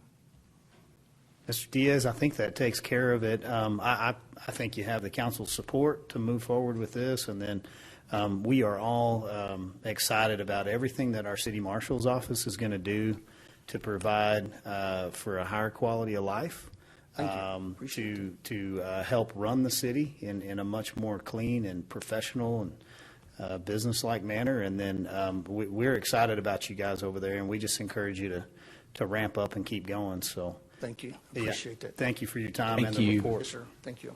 Thank you. Okay, I'm going to ask if we would take a 10-minute recess at this point in time. We'll come right back. Thank you, guys.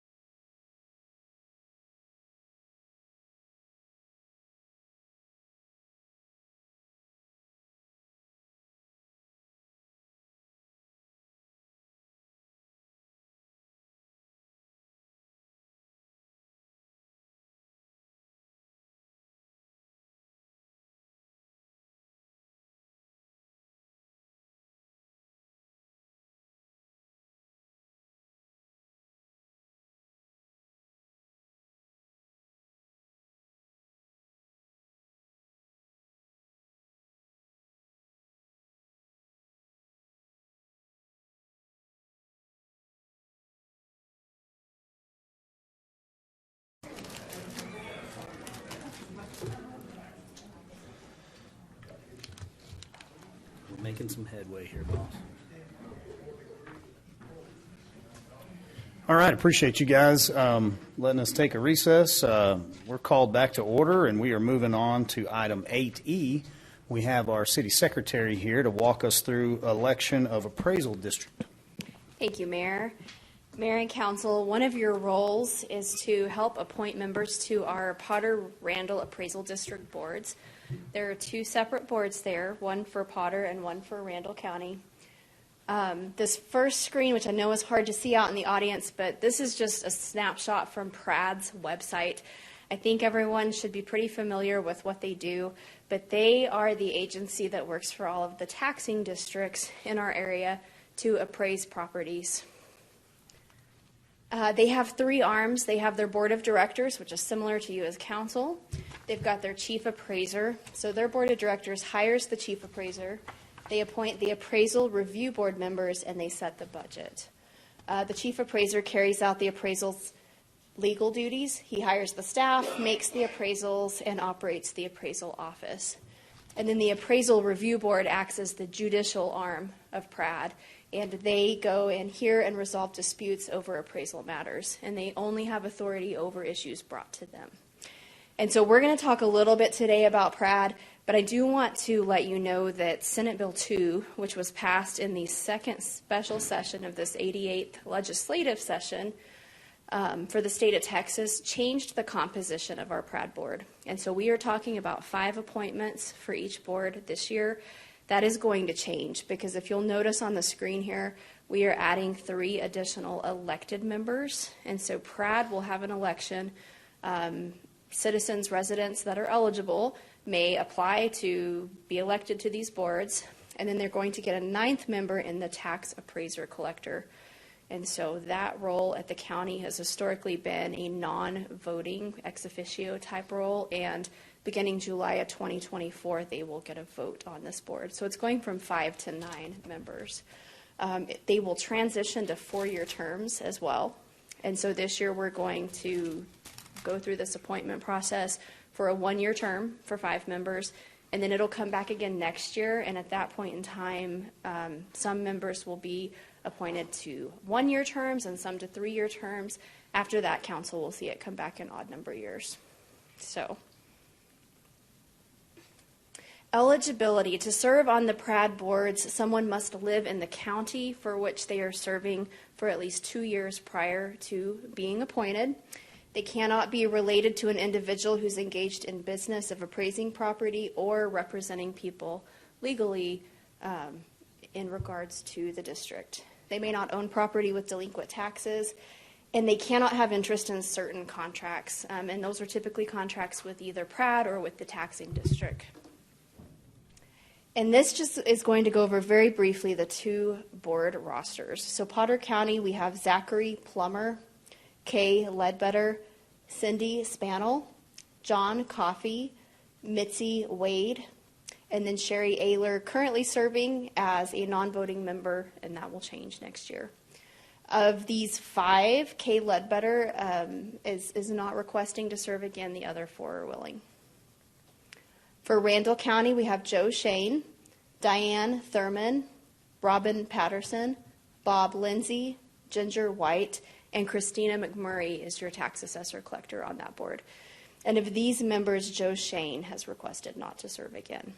And so this process, council will be able to nominate some members for the board. You can choose the ones that wish to serve again.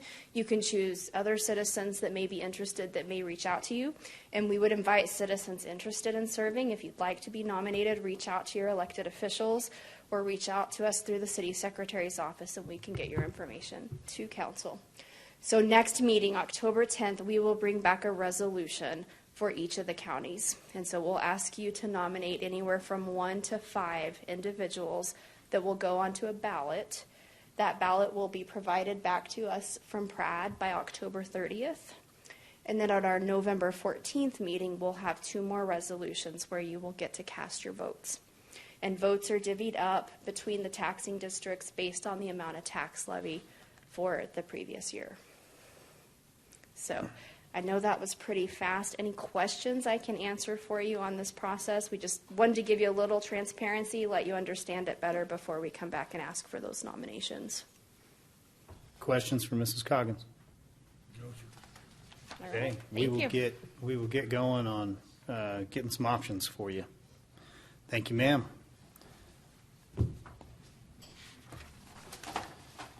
All right, next on our discussion is the discussion of the Northeast Interceptor, item 8F, and we have Miss Laura Storrs. Good afternoon, Mayor and Council.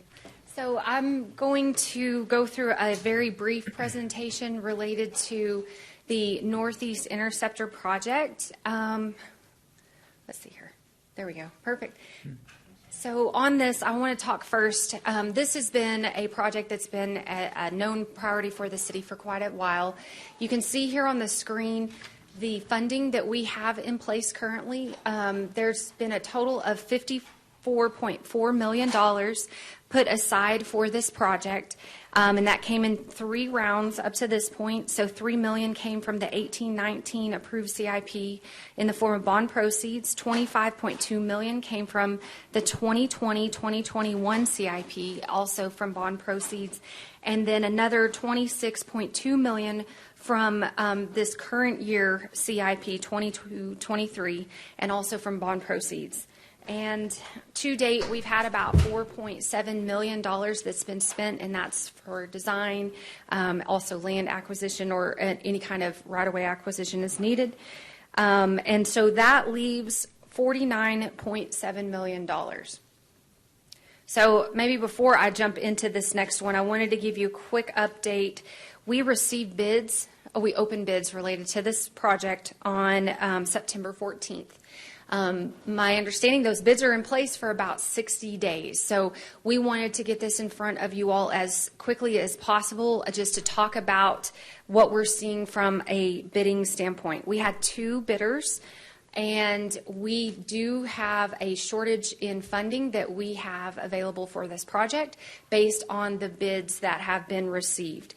So what I wanted to cover with you all today were just some options on how to close that gap. So just real quickly, as a reminder, we've got about $49.7 million. From what we can see, there's about another $20 million that we're needing to secure to fund this project. So what we could look at doing is issuing debt.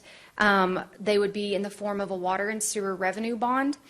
For $20 million. On the screen here, you'll see there's 3 options we could take, and that's based on the length of time that those bonds would be outstanding.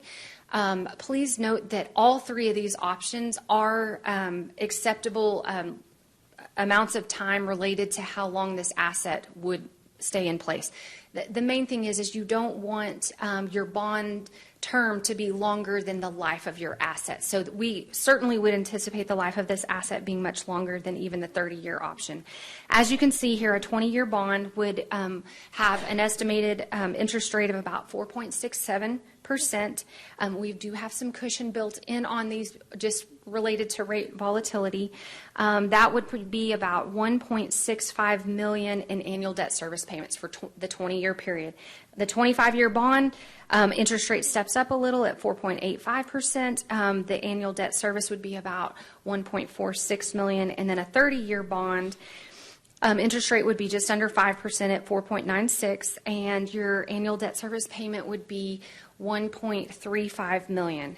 So before I walk you through kind of additional thoughts on that, I wanted to show you a potential funding timeline.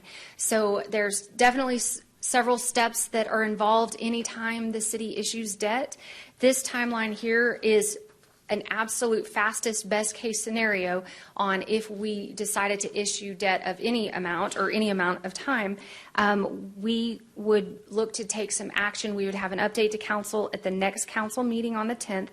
and we would have a competitive sale at the last council meeting, or I'm sorry, the morning of the last council meeting in October on the 24th, and then we would have money in the bank by November 14th. And again, this is just the fastest we could turn it around if needed, but we could also push this out. I just wanted you to know this is the earliest we could look at receiving that money. So before I jump forward for questions, I'm going to click forward. Oh, no. Stephanie, can you pull up those PDFs for me? I wanted to walk you through because I know the first thing that's in your mind is we just approved a budget. And now we're talking about something that essentially lies outside of that approved budget. And so Stephanie's going to pull up a couple of PDFs, and we're going to quickly flash y'all back to our fun that we had during budget review. You remember a schedule similar to this. This is our cash flows that we look at. This is where we kind of say, what was our original budget for this year? Where do we think we're going to end this year? And then here's our proposed, which is now your approved budget for this upcoming year that starts next week. So what I wanted to show you here, this is your water and sewer fund. That far right column is the approved budget that you all have in place. And it starts with our available funds. Then we have our anticipated operating income. As a reminder, on water and sewer revenues, we looked at, or there's an approved flat rate for the base bills on the residential typical meters. So there's two typical size meters that saw no change in their base rate. And that's also for use up to 3,000 gallons. Then beyond that, all the commercial and all the larger meters saw a 6% rate increase. And the tiered usage, which we use to help with conservation purposes as well, all saw a 6% rate increase. So what I wanted to show you is here is your existing budget as you all approved it. Stephanie, if you could go, and I think you all have a handout here. It may be easier for y'all to see than on the screen. If you turn that handout over or look at the other handout, I modeled out here what a $20 million debt issuance might look like. The first thing I wanted to note is that we would do it within the existing approvals on the rates. So it would have no impact on the rates that you all have already approved that would go into effect on October 1st. So we could do this issuance inside the existing budget. And let me walk you through how that would look. So I just took the middle scenario that we went over. Let's say we need annual debt service of about $1.5 million. So what you'll notice on this page that's different, I put a box around on the far right-hand side, the things that changed from the original approved budget to this modeled cash flow. We would look to receive $20 million in bond proceeds. Then as you come down, you will see under your capital, your amount went up by the $20 million for debt issuance, and then it was reduced by $1.5 million because we need the $1.5 million now to go into your debt service. So I just stuck it all in principal. It would be split between principal and interest, but for this purpose, I just stuck it all in principal. And so we increased your principal or your debt service payments by $1.5 million and reduced some of your cash funded capital by $1.5 million. So the first question you may have is, well, what would get cut if we had to reduce cash-funded capital to now pay this annual debt service payment inside our approved budget? What we would do is look at, if you'll remember, there were some capital projects. There was a water one and there was a sewer one, and it was called Water E&I and Sewer E&I, and so that stands for extensions and improvements. Those are annual cash-funded projects that are typically used to address some of the unknown issues that come up, maybe some of the smaller projects and some extensions as needed. Those all had good funding in them this current year, and so talking with Floyd and the utilities team, that is the recommendation. We would pull that funding back just slightly and shift it into debt service instead. So with that, I wanted just to make sure that that the takeaway on this is, again, this is just an option. There could potentially be other options, but this is something that could be done within the approved budget without affecting our ratepayers in any way. We could do it within the existing budget. It would just be shifting things around a little bit.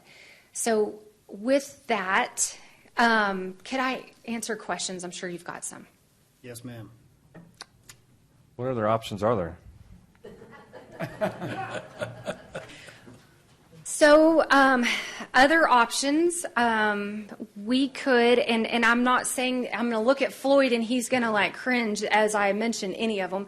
We could look at trying to reprioritize some projects. I think that we have high priority projects that are in your already cash funded capital project list that we have heard a lot about in council lately that really need to go forward. So I don't know that that would be a great option, but you could potentially shift cash funded capital around. So another option would be to, look at, possibly changing rates, which I don't know now that you just affected rates that would be the best option. So you could affect rates to do a debt issuance of this size. You could, I think there was information that was sent out to council yesterday about essentially value engineering the project. I think that option, from the way it sounds, has pretty much already been done. Don't know that there is a great option going forward on that. Other things would be always delay a project, look for other contributors into this project. What type of contributors would it be? Well, That's a good question, sir. What did you say? I said that's a good question. That's a good question. So, we could explore partnerships with other groups. I know that there's been a question come up before is, could the AEDC bring any funding to certain infrastructure projects? It could potentially be explored as long as this met their criteria. So that's certainly a partner possibly that could be looked at. But that would certainly that would be a process in and of itself if we went down that road, because it would have to go through their board process and everything as well. Does this project, is our Hollywood plant a higher priority at this point? That's a good question as well.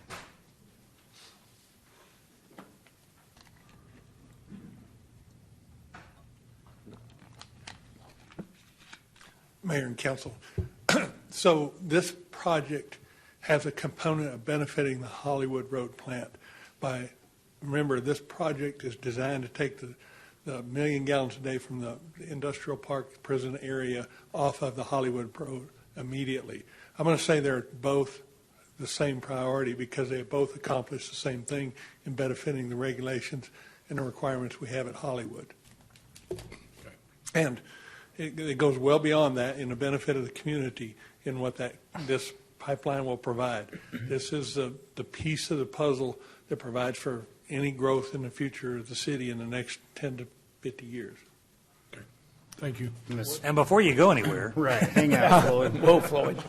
I also wanted to add that this line is also critical to already approved AEDC projects to even be built and operate, as far as having capacity for those projects to move So forward. that means we got a good chance of getting AEDC money? Perhaps.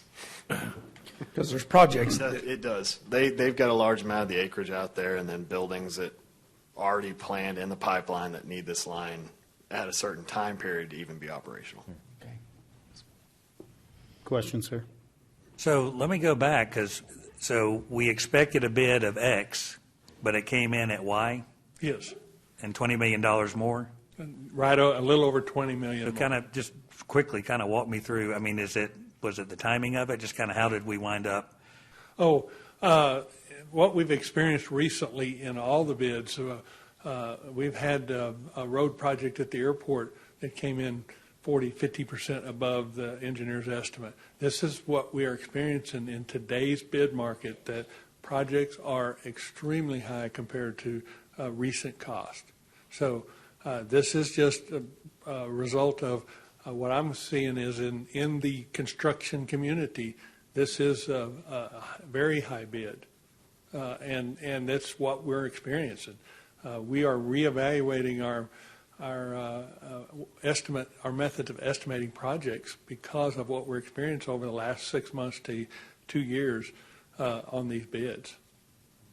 And walk me through, so let's just say, for example, we decide to stay within what we originally had. I mean, we can either find funding in other places, or we can cut back on expenses on the project. We say that we've kind of valued engineer, but if we absolutely had to say we still have to fund it for what we planned on, what would we do, and how would that impact the project? The information that was provided would show that there were multiple evaluations done on sizing of the pipe.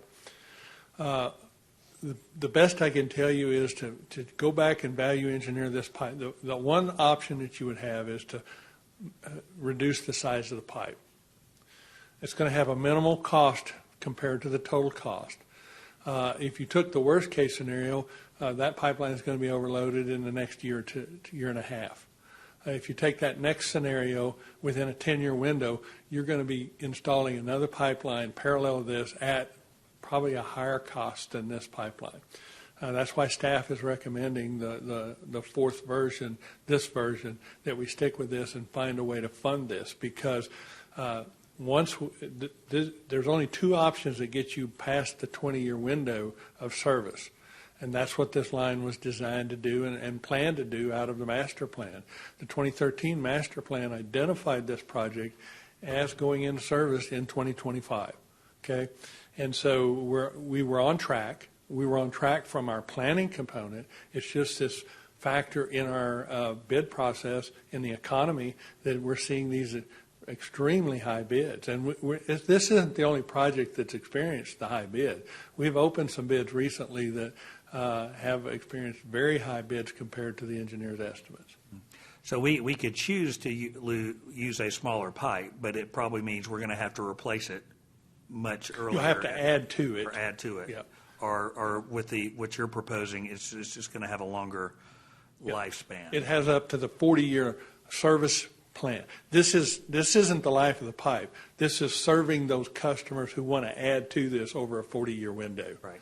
Okay. And so if you lessen that pipe, I mean, if you built the small two versions of that pipe, we have enough in our system to overload it immediately, because this provides relief under the East Amarillo Creek lines that exist that contribute to that odor problem that we've talked about. So we've built this city over decades adding to those lines without adding additional capacity in the lines. Okay, and so where we're at is we need that. And these become regulatory compliance issues as well as the Hollywood Road. So this is just a piece of the puzzle of the regulatory compliance that we need to address. Okay, and so you're getting the picture. The top two of those, so that the second version down saved $5 million. And our recommendation is that isn't worth the 10 to 15-year window that you're looking at in the future. Just to save $5 million to reduce it one size isn't worth that at this point, because we believe that line is going to cost exponentially more as time goes on. Right. So although we would save money here in the short term, the cost of replacing that or upgrading it or whatever is going to be exponentially, rather than spending the full $20 million more at this point. Yes. That's our recommendation, because it's identified in our master plans, has been for the last 3 master plans, identified that this pipeline is going to be needed. Again, it opens up service area across the city. It will open up additional capacity eventually at Hollywood, but remember, the first step of this is to get 1 million gallons off of Hollywood, which would help tremendously immediately. Mm-hmm. There's construction time. So we'll be addressing Hollywood as we do this, but it impacts how much we spend on that plant, a tremendous amount, because if we don't have this Northeast Interceptor, we'll have to build a much bigger plant at Hollywood than even what we're planning on right now. And when does the current bid expire? Do you know exactly? 60 days from the 14th is when it opened, and those bids are good for 60 days. So we'd have to decide, or does it have to go through a whole rebid process at that point? At that point, you'd start over, yes. Now, that's why we're recommending award within this time frame to go ahead and use existing cash projects and put them on hold, award this with that cash, and find a way to put that money back into these cash, and that's what Laura presented. Hey, Floyd, how many bids did we get for this project? Two. That was it. And they were both pretty close. No, the other one was over 80 million. Oh, 80 million more? No, it was a total of 80. It's 10 million more plus a little. It's 10 million more than the lower bid. Okay. And we had comments from other bidders that the time frame was the challenge, okay? But they also indicated that it wouldn't be cheaper even if we extended it a year. Okay. Thank you. Any further questions, council? So Floyd, before you step away there, just a few, or actually it may be directed at any of you. In our design and bid process, I'm assuming we took a preliminary estimate from our engineer or our consultant, and they're the ones that gave us the working budget that we had. During design, when we had, say, completed 50% of the design, did we reach out and get numbers that came back, before everything? Okay, so at what time did staff know that we were this far over budget, or was it just here on the 14th? Can you back up to the slide that shows the debt issuances? Nope.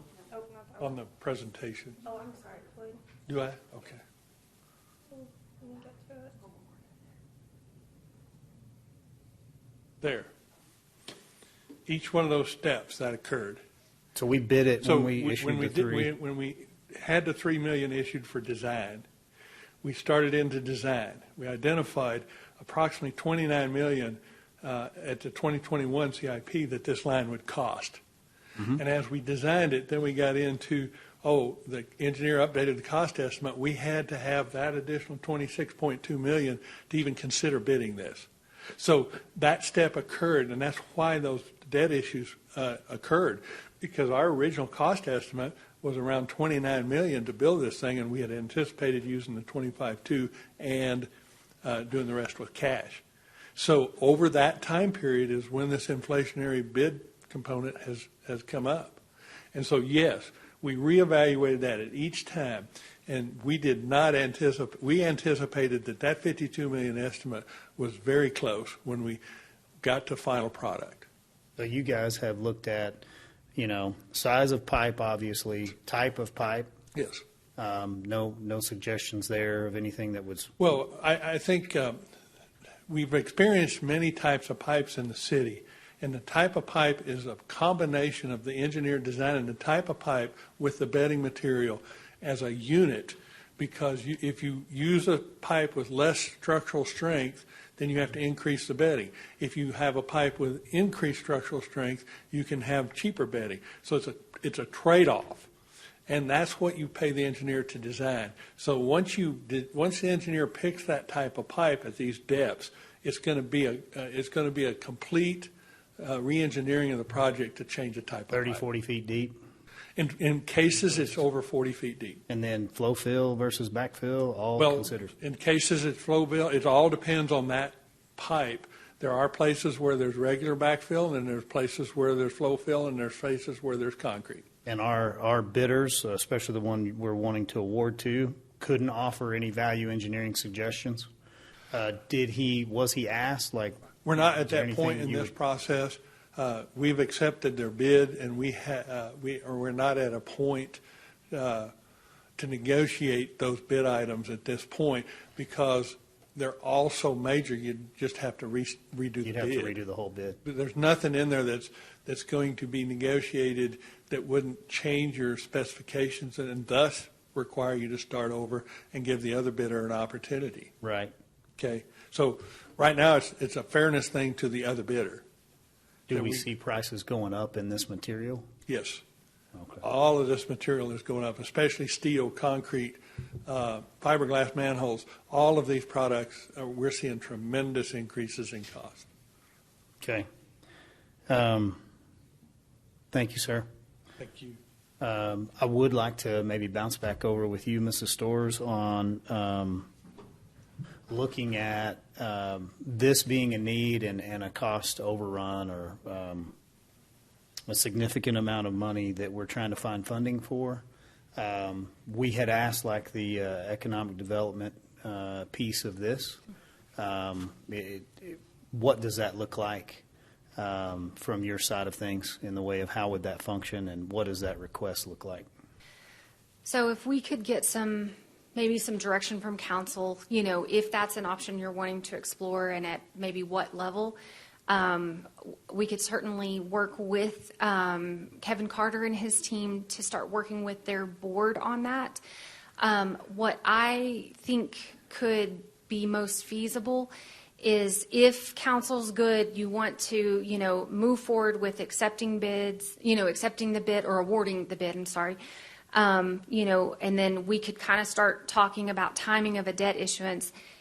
From a cost standpoint, whether we have a partner like with AEDC or not, it makes sense for the city to issue the debt because we have the best credit rating and can issue the cheapest debt, I guess.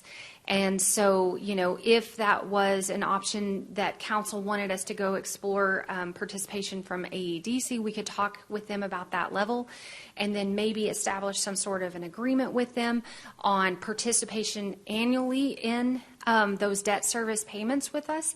That would then also keep them from possibly spending a large sum of their funding all at once. So if there were some favorable projects that were coming in, that they wouldn't be strapped from a cash flow standpoint, but they would be participating with us from a 20, 25, or 30-year debt issuance standpoint. Does that make sense? I mean, we could ask for, a certain amount of just cash funding. We could absolutely do that. But another option would be to have them participate in essentially paying annual debt service payments to not hinder their cash standpoint all at one point in time. Mm-hmm. Yes, sir. Is there, would we, for instance, if we wanted to change how much we, out of the hot tax, give the AEDC, we could do that, but we'd have to take it to the voters. Is that correct? And it's that's my understanding because it was voted in by our citizens to allocate a portion of our sales tax to them. Then my understanding is it would have to go back to a vote of the citizens. Thank you. Yes. Any other questions for Mrs. Storrs? No, I mean, that's definitely something I'd be interested in is the AEDC partnership, if that's feasible, and see how it goes with that. Okay. Because, I mean, I'm just curious, how much of that Interceptor project would they benefit from that with their future commitments and their businesses they have in that area? So in the engineer's projected 10-year window, about approximately 80% of the property was at one time owned by the ADC or is owned by the ADC. So that industrial park and that industrial area. So that target area is about 80% of the 10-year window. It gets much less at the 40-year window as you move out in that service area and that projected growth pattern. So it's not an exact science to tell you they own so much of this piece, but they have a significant portion of property, and they currently do, that is discharging into that area. Okay, so does that help you? Yeah, thank you. Yes, sir.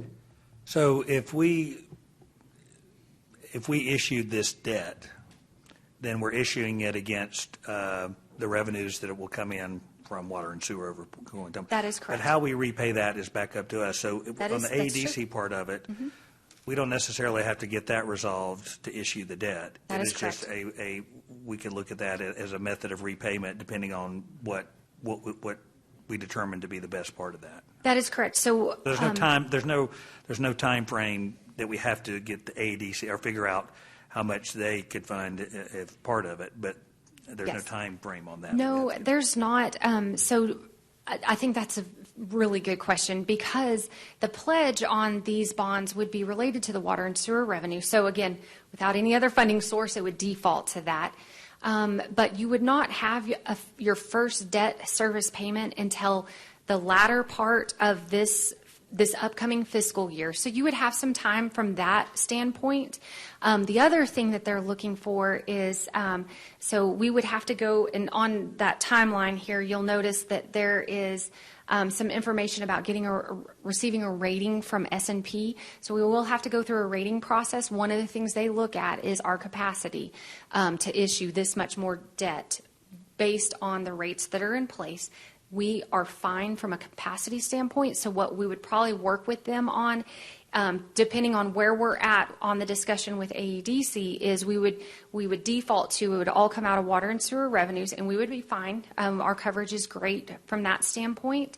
But we might let them know that we may have some additional participation in, but it's not a formal pledge on the bonds or anything. But yeah, we certainly would have plenty of timing to work through a process like that. Yeah. Well, and I think the reason why I bring that up, I mean, I think this is an issue that there's, this could fall under the scope of using that money. We're trying to figure out how to do that.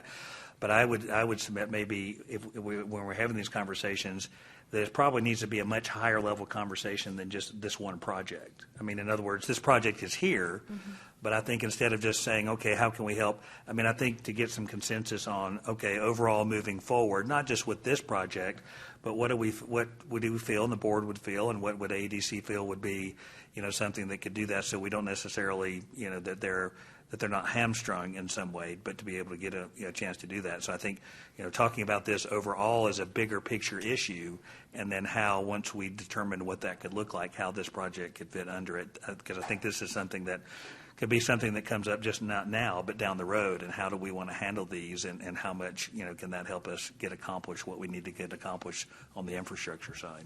So are you envisioning, and I understand a big picture, discussion on this, but, are you envisioning something like putting parameters in place, or like maybe a policy, or just trying to get some feedback? Well, and instead of necessarily just saying, well, we're going to do a one-off whenever a bid is over $20 million, I mean, is there a strategy that benefits the community and AEDC to be able to use this money in a certain amount of debt level or capacity or whatever? Because, we got lots of these infrastructure needs, but instead of necessarily just saying, how do we do it just in this one occasion? Let's say we have something that, because we're going to have more and more of these needs as the community grows, to maybe have a large, and again, I'd have to do my homework on saying where are we currently, how much do we have, do we have additional capacity to fund this? Is it the best use to continue doing what AEDC is doing, or is it, potentially to talk about a better use of maybe looking at some of this infrastructure funding, longer term? So I think, and if we've got the time to maybe have that discussion before we make a final determination on this project, was what I was just kind of thinking about. Okay. And Laura, we have two options.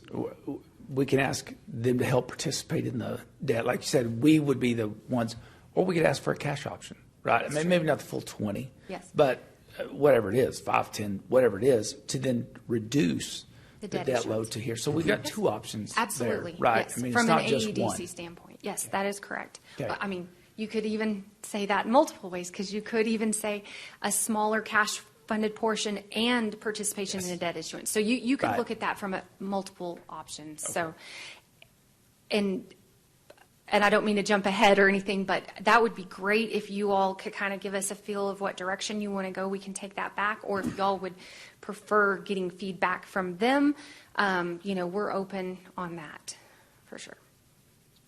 So I think what I'm not good with is reducing our CIP, trying to take away from urgent problems that we've been trying to get to forever, and we're finally getting some momentum, and then here we go again. We're just going to knee-jerk and pull it.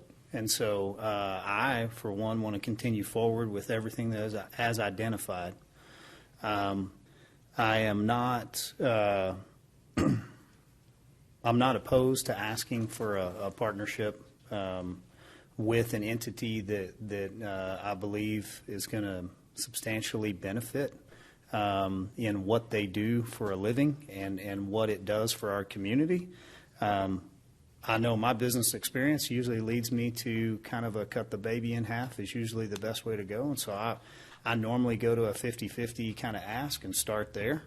We don't have to do that. Staff can go to them and ask them, one, are you a willing participant? I, unfortunately, am kind of an unwilling participant to this cost overrun here today. So when I ask, do I have options? Well, I have an option to fund it, or I have an option to fund it. And so these are great options to know that I have, but they don't really change much. So now it is the question of how do I fund this? How do we fund this? And so we're not in the position to not ask for our partner to come alongside us. And so my experience would lead me more kind of down the 50-50 line. That may not be where they can live. And I think they will know better what their willingness to participate is and the way in which they were to participate. Okay. And then I would ask for Councilman Simpson, a higher level understanding, maybe to put it on a future discussion item of the 10th or the 24th in October, one of those two, where we truly could discuss what does it look like if the AEDC doesn't continue maybe trying to purchase land and put in infrastructure versus like what if it is geared more towards incentives and stimulus, but we are getting to some of these infrastructure projects, and how does that benefit them and at the same time still give us all that we need to go and attract those big businesses and industries with some great opportunities in front of us. Bell Helicopter is a huge win, and we've watched them hit a home run here this year, and so we need to anticipate what their needs are moving forward, and how do we get to be a good partner to them. So I would ask council, is that too aggressive? Do y'all feel the same? What would you like to direct staff to do? I agree 100%, Mayor. I would agree. Yeah, ADC is free to come back and say, hey, if this, because I just don't know what I don't know as to what they would think about this. But I think it's a good place to start. And again, looking at talking not just now but longer term, how can we look at these? But we do have a imminent short-term problem that we need to solve, and so I'm fine with that too. Okay. So maybe a couple other basic questions. It sounds like y'all are confirming that we do need to move forward with awarding a construction contract within the time frame that the bids are valid. So we can certainly take steps to do that. Though that would most likely be coming at some point during one of your 2 October meetings. And then I would strive to bring an update at that same time, maybe related to the AEDC conversation, and maybe a brief one, so we could get some direction from you all related to a debt issuance as well. And so, timing is, we can certainly push a debt issuance out, but if you award the construction contract, you've got to hold the cash in place on all these other projects until you get the debt issued, in case there's anything that falls through on that. So I don't think we'd want too much separation in that. So does that seem reasonable if we brought an update and then maybe got direction from council related to a debt issuance at some point during one of the 2 October meetings? It does. I don't think any of us would be opposed to any other ideas that would make this more cost effective. And so I understand that we have engineering designs and we have awarded per procurement procedures. However, if there are other ancillary costs that are involved that we can mitigate, I want to look at all of them. It may only save $1 million, but I don't know what the job site preparation is. I don't know what different landowner issues could be. I don't know what negotiating and timelines could be without violating any of that bid criteria. Yeah, those surface use agreements are with those easements, those landowners, and those are all included in that bid. So this is very accurate related to what the requirements are, putting back fences, damages agreed to in advance, all of that, I'm saying, is pretty set. Even if you rebid the project, you're still going to have those costs set based off the existing easement agreements and land use agreements. I think all I'm saying is just a high level of what managing we will that do money. is we will go ahead and have the design engineer look at it. Is there anything in that bid that is something that we could find some cost savings? We haven't been able to do that, but we will look at that before we come back. Okay. Okay. You have what you need, Mrs. Storrs? Okay. Appreciate that discussion, guy. That's item 8F. So it's only 5:30, and we are almost through our discussion items. So do I have anything for future agenda discussion? I think I brought up talking about the EJT at some point. ETJ? ETJ. Okay. We can get that on there. Anything else, council? Okay. At this time, we're going to move forward with consent agenda item 9. On our consent agenda, does council have any need to have anything pulled off for further discussion? Great. Would entertain a motion for our consent agenda as presented. I move to approve the consent agenda as presented. I'll second. Okay, I have a motion and a second. All in favor, please say aye. Aye. Any opposed? That passes with a 5-0 vote. We'll turn a few pages. Can I to say our- something? Yes, sir. Go right I ahead. just wanted to give Justin kudos for the Vineyard ladies came to me again today, and you evidently did a very good job, Justin. So, anyway. I appreciate that, Councilman. Okay, so we have item 10A, and Justin's already made his way down here to the microphone. If you want to give us an update of how you came out. With the Vineyards, Justin Opal, Development Customer Service Coordinator with the city. So last Wednesday, we had a meeting out at the Vineyards neighborhood. There was about 30 to 40 residents that came out to speak, and I would say that the majority of the questions centered around some misconceptions regarding the PID and how the PID functions and how the city relates to the PID and the developer, and basically what is a PID. So went through that, and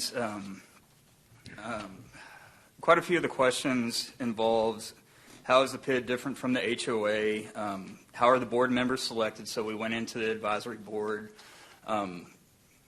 qualifications and how we select those members and how they come to y'all for approval.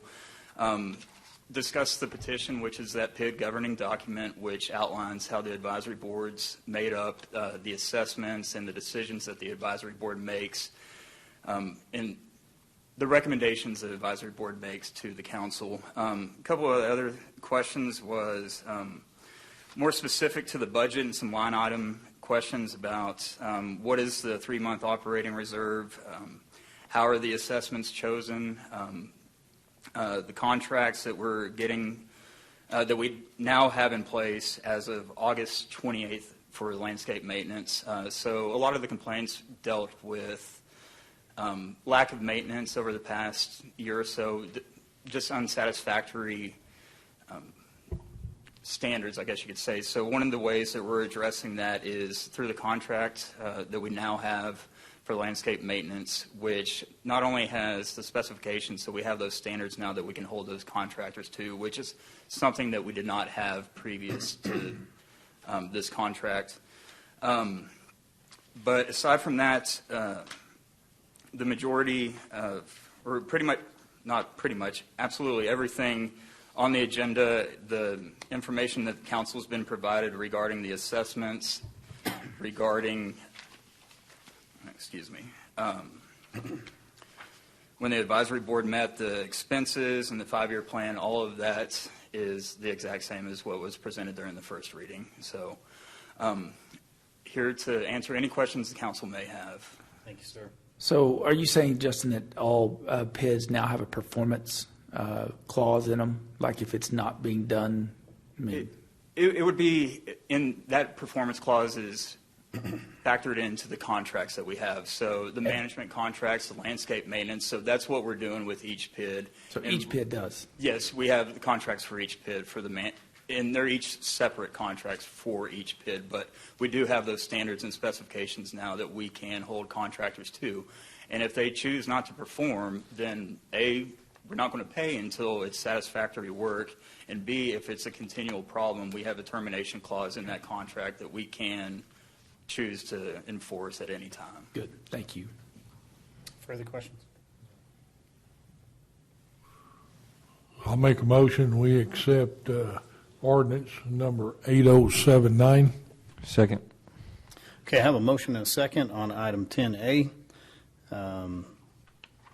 Any further discussion? All in favor, please say aye. Aye. Any opposed? That item passes 5-0. Thank you, Mr. Open. Thank you, Mayor and Council. Thank you. Moving along to item 10B, we have City Manager Andrew Freeman here to walk us through this one. Yes, sir. So this is a follow-up to the City Council strategic planning session shortly after the runoff concluded, basically bringing forward a resolution to formally adopt the pillars and milestones that were set out by City Council, which you are all aware of. So I'm going to go through these slides more for the benefit of the public to know what your priorities are. And then over the next couple of months, we're going to be working after these are adopted as city staff to develop basically what we're going to do to try and implement your priorities. And once those are completed, we'll bring those back as well, which will be a way for y'all to track how we're progressing through your goals and pillars. So the six pillars in alphabetical order are business-friendly community, communication, fiscal responsibility, infrastructure, public safety, technology, and an innovation. Just to go through each one and just touch on some of the highlights. Business-friendly community is really about improving our process, making sure we have fast decisions for businesses that are getting permits or going through any of our development process, anything like that. Getting input from our developers, small business owners on ways that we can be more efficient, more customer-friendly. Evaluating development standards is an ongoing conversation we have, just like the conversation we had earlier in the meeting about parking standards, for example. Engaging stakeholders, fiscally responsible incentives to grow tax revenues. So that's going to be our incentive guidelines and discussions with AEDC on how to improve upon those and make some adjustments to meet that pillar. And then collaboration with others. You're going to see common themes throughout all of these as far as communication, efficiency, transparency. So this is our first one, business-friendly community. Communication, using all available channels to increase our audience, whether that's social media, working with the press, getting out and having meetings just across the board. How can we improve audience engagement? Educating, informing with facts, sharing our problems and challenges. So we're not going to just be sharing the good news and the successful projects. We want to be up front, like with the Hollywood wastewater plant challenges, to make sure people know what we're working on and the citizens are engaged with the issues. Creating our own source and current information in real time to share the news and updates. We're going to be working with Jordan and his team to really hone in on that topic as far as how we can have our own video sources, how we can get information out there so it's easier for the press, the citizens, anyone to find current and accurate information. Continue to hold our meetings with local media to be a resource, improving and streamlining communication within the organization. Just like we're trying to improve communication with the citizens, we want to make sure our employees also know the message and build that culture so everybody's on the same page. Getting feedback from the public and following up on their input. This is our customer service aspect. If someone is turning in a complaint or an issue, we want to make sure that we're always getting back to them, following up on the situation and making sure it's been addressed. A lot of that's going to be working into our 311 app process as far as automating some of that, but in the meantime, we've got to find other ways to make sure we close those loops on any challenges that we're working on. And then just taking advantage of our social media channels. That includes boosting those messages at very small costs that we can just spread the messages farther out so we can get more citizen engagement. Fiscal responsibility. This is, of course, an ongoing thing that we focus on as far as making sure we are good stewards of tax dollars. That includes transparency and accountability.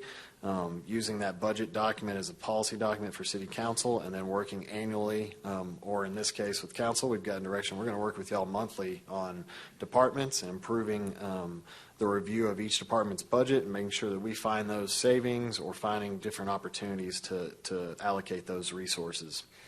Making sure we have those financial policy frameworks to make sure it's meeting the City of Amarillo and the City Council's intent to have best practices in those financial policies. Making sure our budget process has effective communication, and then we have engagement with the community as far as we've got this budget adopted. These are now the projects that we're working on and wanting to make sure that they have buy-in to those projects. And then addressing budget challenges and opportunities and allowing us to adapt quickly and changing under different economic and financial conditions.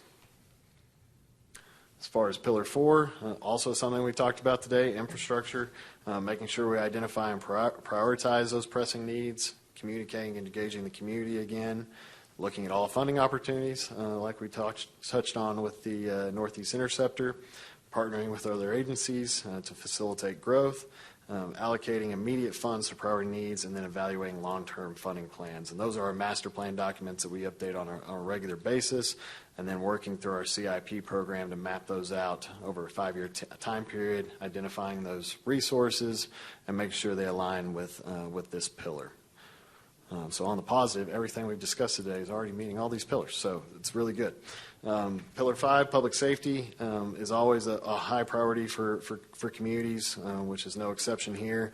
Continue to attract and retain personnel, improving investment into planning for the growth of the city. Example would be fire stations, making sure that we're acquiring land for future fire stations, so that's not something that you have to do at the same time. Going ahead and anticipating that growth based on the master plans and the housing and the different projects that are being submitted to us. Expanding training and certification, improving communication with our citizens about future needs, and maintaining that high level of public safety, creating a culture that promotes a partnership between our staff and the community, which is a big part of what our fire department and police department work on a daily basis, using technology like our regional crime center to improve and be more efficient in working through some of these issues, and then continue to evaluate best practices on staffing and assignments in public safety, which is a big part about getting more boots on the ground as far as people having that visibility of a safe city, safe community. And then our last pillar only has 3 topics, but it is a wide encompassing pillar as far as technology and innovation. Where can we use those technologies to improve efficiency and customer service? Where can we create that culture of innovation with community engagement, emphasizing co-development with the community, more of those public-private partnerships of how we can find ways to integrate the private sector into what we're doing to make everybody successful. And then creating the policies and procedures to make sure we're safely using that technology as we move forward and make sure we're not having any security risks working through our information technology team. So that is a very quick overview of what y'all worked on for 2 days. Happy to answer questions or y'all to elaborate more on y'all's thought process on some of those, but today is really just getting it adopted so we can move forward with the staff side of how we implement all these great pillars. Council, is 6 pillars enough, or did you want to come up with a 7th? I think you got them down well. Comments from council? Probably not any questions. No. Okay. I would say, and I think that accurately, as I remember all those years ago when we had, months ago when we had that meeting. One thing I would also too, and again, this goes back to it, but maybe even here quickly, just making sure that we're publishing those for the public to see what they are. And again, even using social media, maybe not all 6 of them at one time, but just because we may get some feedback off of that, of people's thoughts or what they're thinking or whatever. But no, I appreciate it. Yes, sir. Okay, thank you, sir. With no further discussion, I would ask for a motion. I move to adopt resolution number 09-26-23-1 as presented in the agenda. I'll second. Okay, I have a motion and a second. All those in favor, please say aye. Aye. That item passes with a 5-0 vote. We're moving forward to item 10C, Mr. Freeman put this on at my request. Yes. So just briefly, we have an ongoing partnership as a member of Ports to Plains that focuses on the corridor that includes I-27 expanding beyond Amarillo and Lubbock. Part of that process is these resolutions supporting designations like we had years ago. Was we wanted to get I-27 designated nationally so it could continue to have funds invested in it. This new request from Ports to Plains is for all the member cities to basically adopt a new resolution more focused on funding and resources. Now that we've got the designation, we've done some master plans, and now we have to get the funding to get that project moving forward. So this is really just refreshing that request, urging the federal congressional delegation and TxDOT to invest in the development and construction of future Interstate Highway 27, and then urging TxDOT to invest in the development and construction of I-27 through their Unified Transportation Program. So this will be sent to TxDOT and the federal legislatures just so they know where Amarillo stands as far as this being a priority.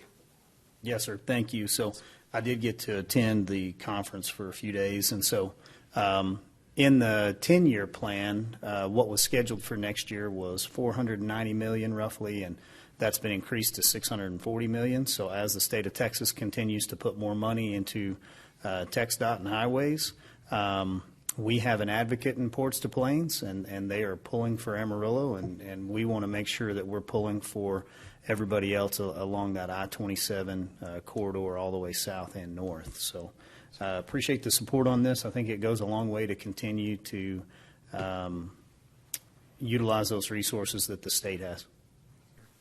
Any questions on 10C? No. Okay, would ask for a motion on that one. I move to adopt resolution number 09-26-23-2 as presented in the agenda. Second.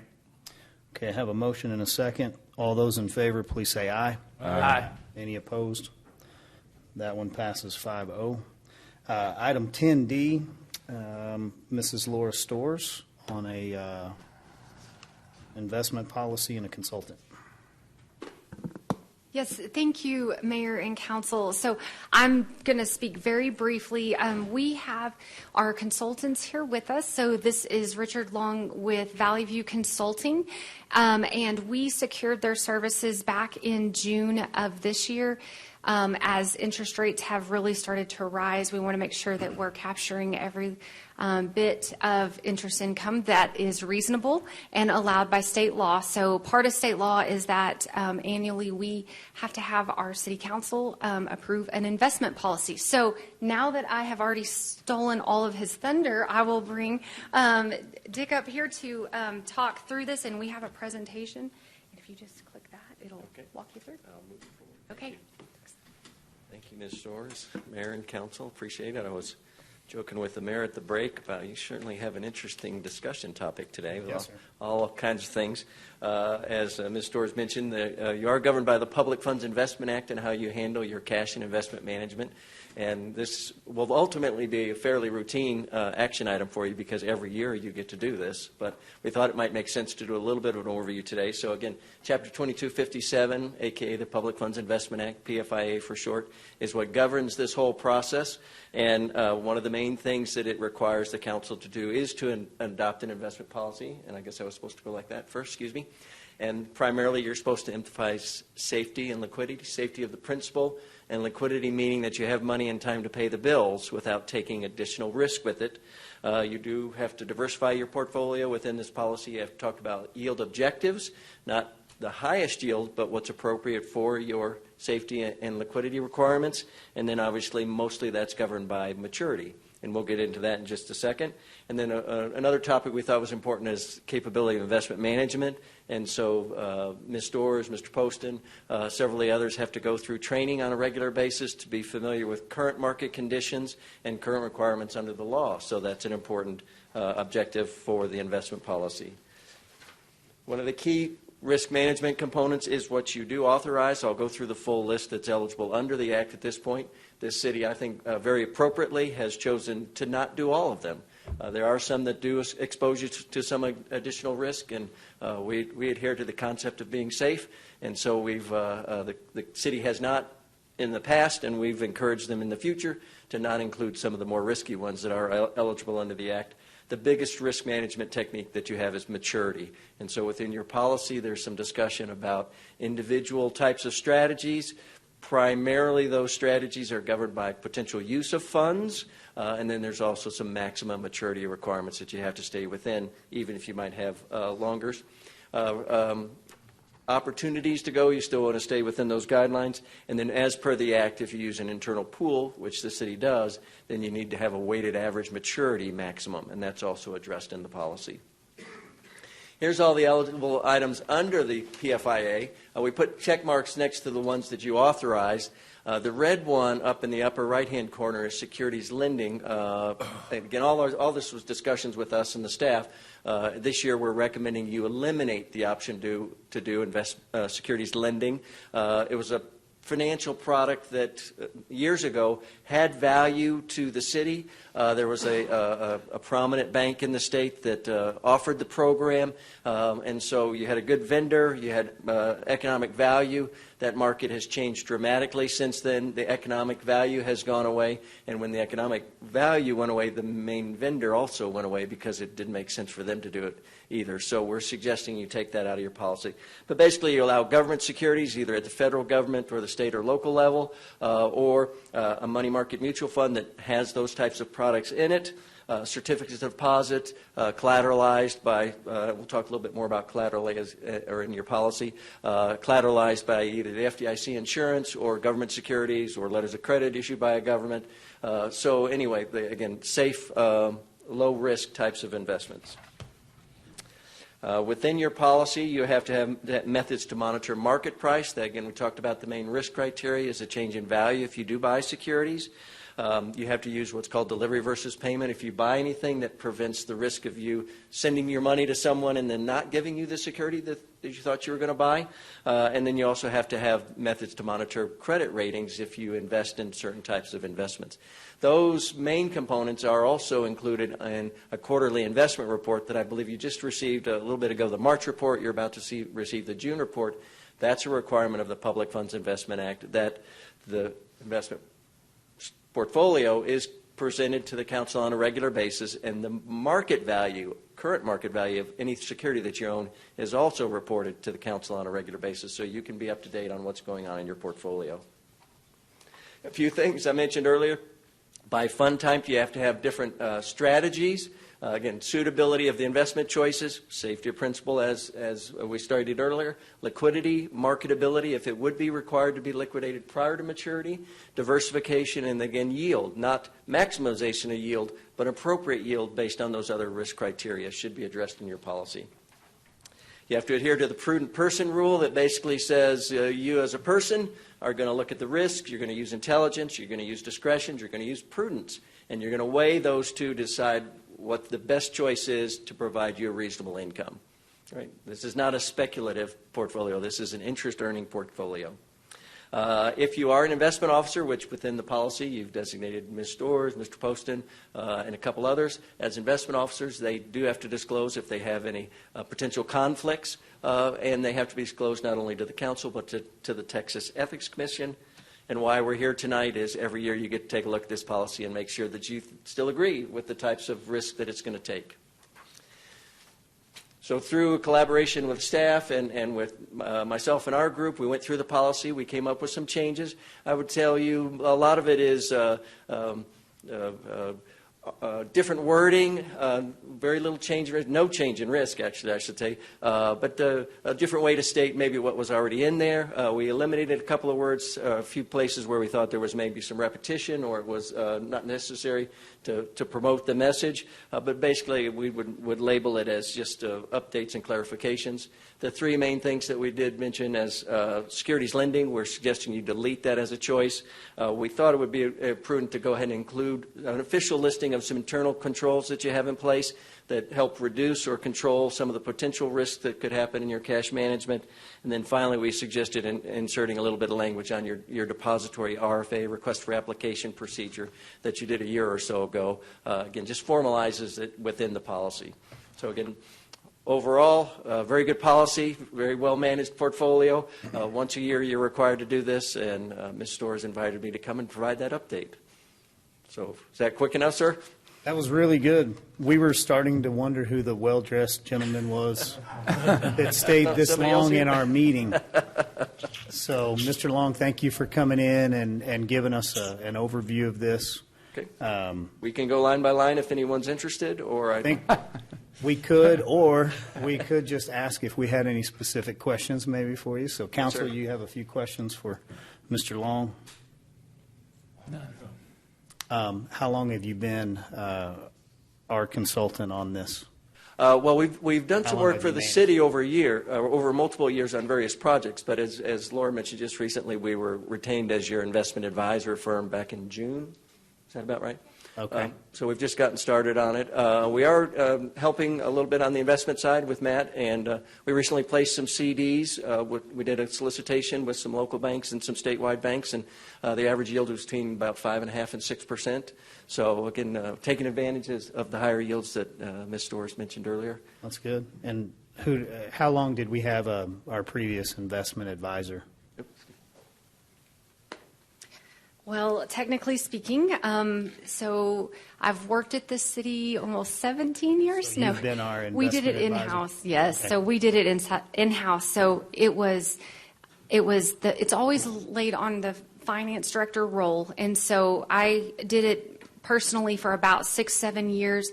Debbie Reed, who was here for a little while, she had done it as well, and then the interest rate environment started changing, and it started changing rapidly. And so we determined, especially with the size of a portfolio that we have, it was best to go ahead and secure services from an external party. And I will say this is one of those groups that will more than pay for themselves in an annual time period, especially right now with the way interest rates are. So, but I think even in a lower interest rate environment, it's a good value for the city. Well, that's good. Well, Mr. Long, we look forward to the relationship and then the fresh new look. I think it's always great when you have somebody who comes in and can kind of take an overall and hopefully you bring a lot to the table that we not necessarily were missing, but just hard to keep up with. Yes, thank you, sir.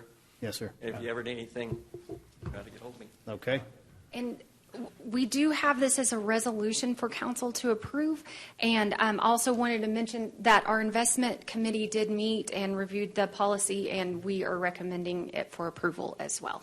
So if there's any other questions, either one of us would be happy to answer. Okay. Okay. No Thank further you. questions. Thank you.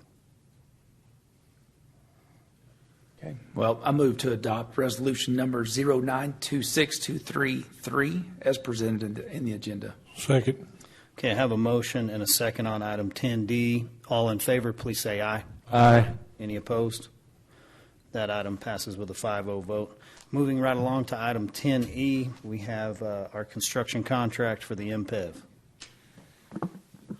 Yes, sir. So just covering the MPEV upgrades, wanted to go over the MLB requirements, kind of how that process lays out, and then discuss the funding sources so that you're aware of where those are coming from and what the breakdown of the debt service would be, and then just a little more information just based on what the public has asked about, just to cover some of those topics. So as far as the upgrades required, so MLB, now that we do have a AA minor league team, they do have to meet the Major League Baseball requirements, and they've been they go through annual inspections with MLB, and they come in and have a scoring criteria where they come in and check many different variables, and based on your score, that is when it's required that you have to make certain improvements to raise your score to meet their requirements. So we are fortunate that we do have a newer facility, unlike others that are to the point they almost have to rebuild to keep their team. They're not able to invest the dollars to do the minor changes that we're doing to keep current with MLB standards.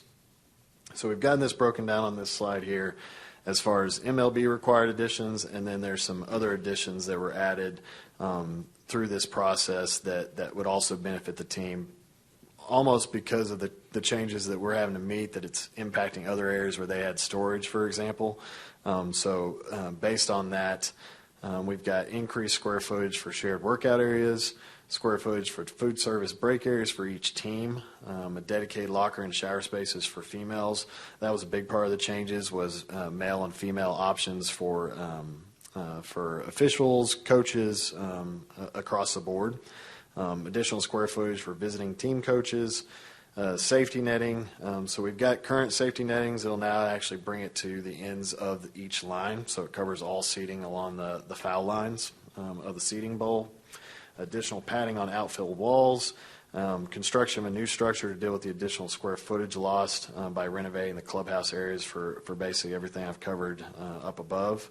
Additional security measures, and then additional storage per MLB. So then we've got the additional storage for the team. And then there was the ability, based on how the structure would be, that they would have an opportunity to have a event venue space similar to the other side of the field where they had the party deck up top. This would give them another opportunity on that side. We did have multiple contractors that were interested, 3 major ones that came and talked about the project. They had 2 of them. One had basically too much work to really take on another project. But both of the 2 out of the 3 said there were time constraints that would make it very difficult for them to complete the project.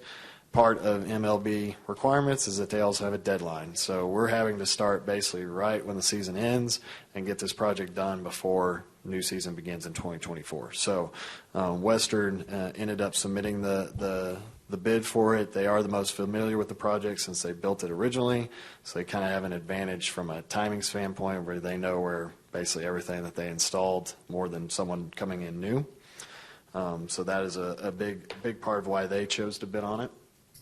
As far as the total for this project, it is just under $4.6 million, proposed to be paid from the $4 million that was issued with hotel occupancy tax bonds back in March of 2023. And then the Elmore Sports Group would be contributing almost $600,000 toward the project that would go toward those additional storage needs as well as that event venue space, since that is something that they would benefit from being able to sell more tickets for the space. Just a little more background information.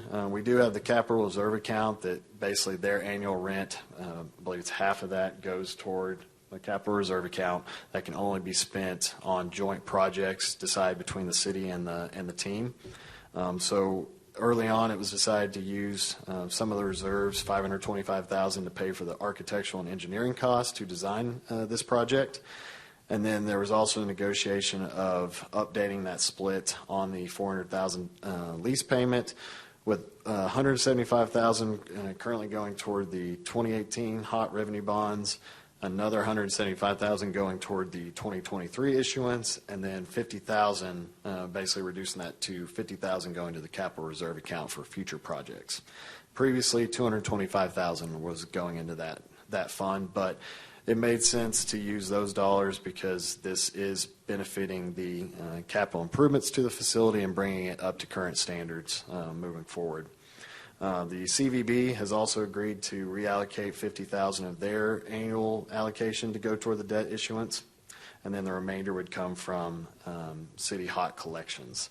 The annual debt service payment for those 2023 bonds was approximately $384,000 with minor fluctuations year to year. So that is just a brief overview. Happy to try and answer any questions that you might have. I've got a few questions. Yes, sir. Okay, they came down and made demands that we need to do this, correct? MLB made demands. Yes. Yes, sir. So with them, can I make a demand to appeal any of that? It was an ongoing negotiation. The team did challenge a lot of their scores to basically get it to this short list of projects. Did we challenge? Well, we did have staff involved in all those discussions. So Jerry Danforth was there for all the tours and inspections to try and show that we had the amenities and the square footage. But we were part of that process. But no, we weren't part of an appeal process. It appears to me some of this is very unreasonable. I mean, more storage for gear. What they've been doing for the last 3 years, they've been storing gear, right? Yes, sir. Then they want more. What have they been doing about female bathrooms and male bathrooms now? They've been working, right? Yes, sir. I agree. I mean, my question is, I just hate putting good. I mean, we're in a catch-22 here. Yes. We gotta spend the money, but I just want them to know I don't like it. Right. And I think the team would probably give agree. me a name who I can tell I don't like it. I can certainly get with Tony Enzer to get you that I name. mean, the thing yeah, it was is, nothing that we wanted to do this when they soon. can come down and just tell us how to run this, we own it. Right. They have no right to tell me how to run a baseball park. Right. I mean, unless I want to have their baseball team, I guess. Right, or if we didn't want a major league team in there. Yes, we would always have that option to not have a major league team. Yeah. There's an option. A small way. But, yes. I mean, I just want to express my frustration with the way this thing's handled. And it's like Mr. Skank brought up, we got to do a $15 million update. Yes, sir. And I wonder do we know how many of these other teams are going to comply? Or what the date I mean, there's a lot of teams like San Antonio Missions, they haven't had a new stadium and shoot, I lived down there as a kid, so that's 70 years ago I know of. Right. And I could get you more information on the other teams, but yeah, I think a bunch of them are going to have to comply or their teams are getting relocated. Yes, sir. I do have one question, Andrew. Yes, sir. So can you kind of tell me what will happen if the MLB comes back next year or the year after, and each year they're coming back with $5 or $10 million in these required improvements? I mean, are we going to just continue to issue these revenue bonds, or I mean, are we going to be able to support that? I mean, what's kind of? I think eventually we would not be able to continue to fund it via HOT, so we'd have a much more difficult conversation and have to have other discussions with the team as far as if they want to stay here, because we're going to be pretty tapped as far as HOT bonds. Hopefully the community continues to grow and more visitors, that it could have more capacity. But right now, I think the goal when we get to that $15 million requirement is that our bonds would be coming up for refinancing to help pay for any required major improvements. But if we keep getting kind of the nickel and dime every few years of other requirements, that'll be a challenge. Maybe we need to go back and tell them we want 30% of their sales out of there to help pay. I mean, they're the ones making these demands, and little cities just can't keep doing this. Yes, sir. I mean, I'm not griping at you. I'm wanting listening. the TV stations to pick I'm all listening. this up. Loud and clear, I believe. I will share your frustrations. Councilman Sherlin is available for comment or on camera after the meeting. Councilman Kraft, you got anything else you wanted to? No, I mean, that's what I'm kind of curious about is, I mean, we really don't know what's going to come down the pipe, right? Because MLB could come back next year and say, well, we need to upgrade another $5 to $10 million. And I can get some more details from Tony. I think that was part of their 10-year agreements that they put in place to keep teams in spots for longer terms. So hopefully it's not something they come every year and just keep adding to it. But I'll get more details on that. And this amount will go towards that dollar amount that we have to complete, every so often. $15 million in the Not contract. necessarily. No? So, because that's more of a refresher. This is more tweaks to the existing facility. well, now that contract is between ourselves and the Correct. Elmore Group, Yes, correct? that's true. So Okay, that could be so negotiable. I think that's the one item that we should address kind of here on the front end. It doesn't have anything to do with maybe Western Builders or the bid Right. or the Correct. the design criteria. All of that, I think we understand. We are over a barrel, as it was said here earlier, and so I think council can get on board with moving forward with this project, and that we've got a good contractor that'll see that the money's spent well. However, contractually, I think we as a body definitely need an opportunity to address the future obligations that we have. So if there's a 15 million, is that correct? I believe so, yes. 15 million requirement? Yeah. After 10 years, yeah, I believe it's around 15 million. I believe it to be highly reasonable for us as a good partner and landlord to be able to take these petitions and put us on the same team with the Elmore Group. So if MLB does come back and say, hey, we'd like to see these other upgrades, well, if it doesn't benefit the team, then the team's not as apt to want us or need us to do it if it's coming out of their bottom line as well. So we have a severe need here to maintain a good team membership with our partners over there. And so I know Councilman Sherlin's complaining at Major League Baseball. I'm sure he'll get that addressed shortly, and they will send a representative to Amarillo to answer all his questions. Yes, sir. My concerns are more local. Yes. I would like for staff to reach out, and let's make sure that we are forward-thinking in what we're looking into, and that we're doing a good job, but then we're also having participation on the other side. And it's good timing because we are bringing back a contract amendment to address the reserves and how those payments are going to be adjusted as well. So, yes, sir. We can certainly do that. Other questions from council? I'll make a motion that we award a contract for $4,595,000 under duress, but. Motion heard. I'll second. Okay. Okay. I have a duress motion and a second. Any further discussion? All in favor, please say aye. Aye. Any opposed? No. That is a 4-1 vote. Councilman Kraft. All right. There you go, buddy. I understand it, sir. Okay, item 10F. We're going to move along to the next. Is that our last option? I believe that's our last item. Yes, and I will keep it short and Ms. sweet. Laura Stores. Okay, so we have in front of you, hang on, we've participated in a low-income household water assistance program over the past year. What it is, it's a grant for emergency assistance to low-income households, particularly those that are the lowest incomes that pay a high proportion of their household income, in our case for water, stormwater, and wastewater services. This grant's provided through Panhandle Community Services. This has been an excellent program. We've had it in place for a little over a year. The term went back as far as January 1st, 2022, and it actually ends this week on September 30th, 2023. What this item is asking is if we can extend that term to December 31st of 2023. And so I spoke with a representative over at Panhandle Community Services, and I just wanted to share these statistics. During that time period, they have served 33 clients that are classified as P1. What that means is that they were currently disconnected when they were helped through this grant. This grant helped them catch up and help them get to a point where they could get their services reconnected. There was a little over $18,000 from this grant that went towards that classification. Also, there were 225 clients so far that have been helped that are classified as a P2 status, and those are clients that are about to be disconnected. And so this is getting them caught back up on those services so they do not see any kind of service interruption. And there's been just under $94,000 paid out to assist with that group.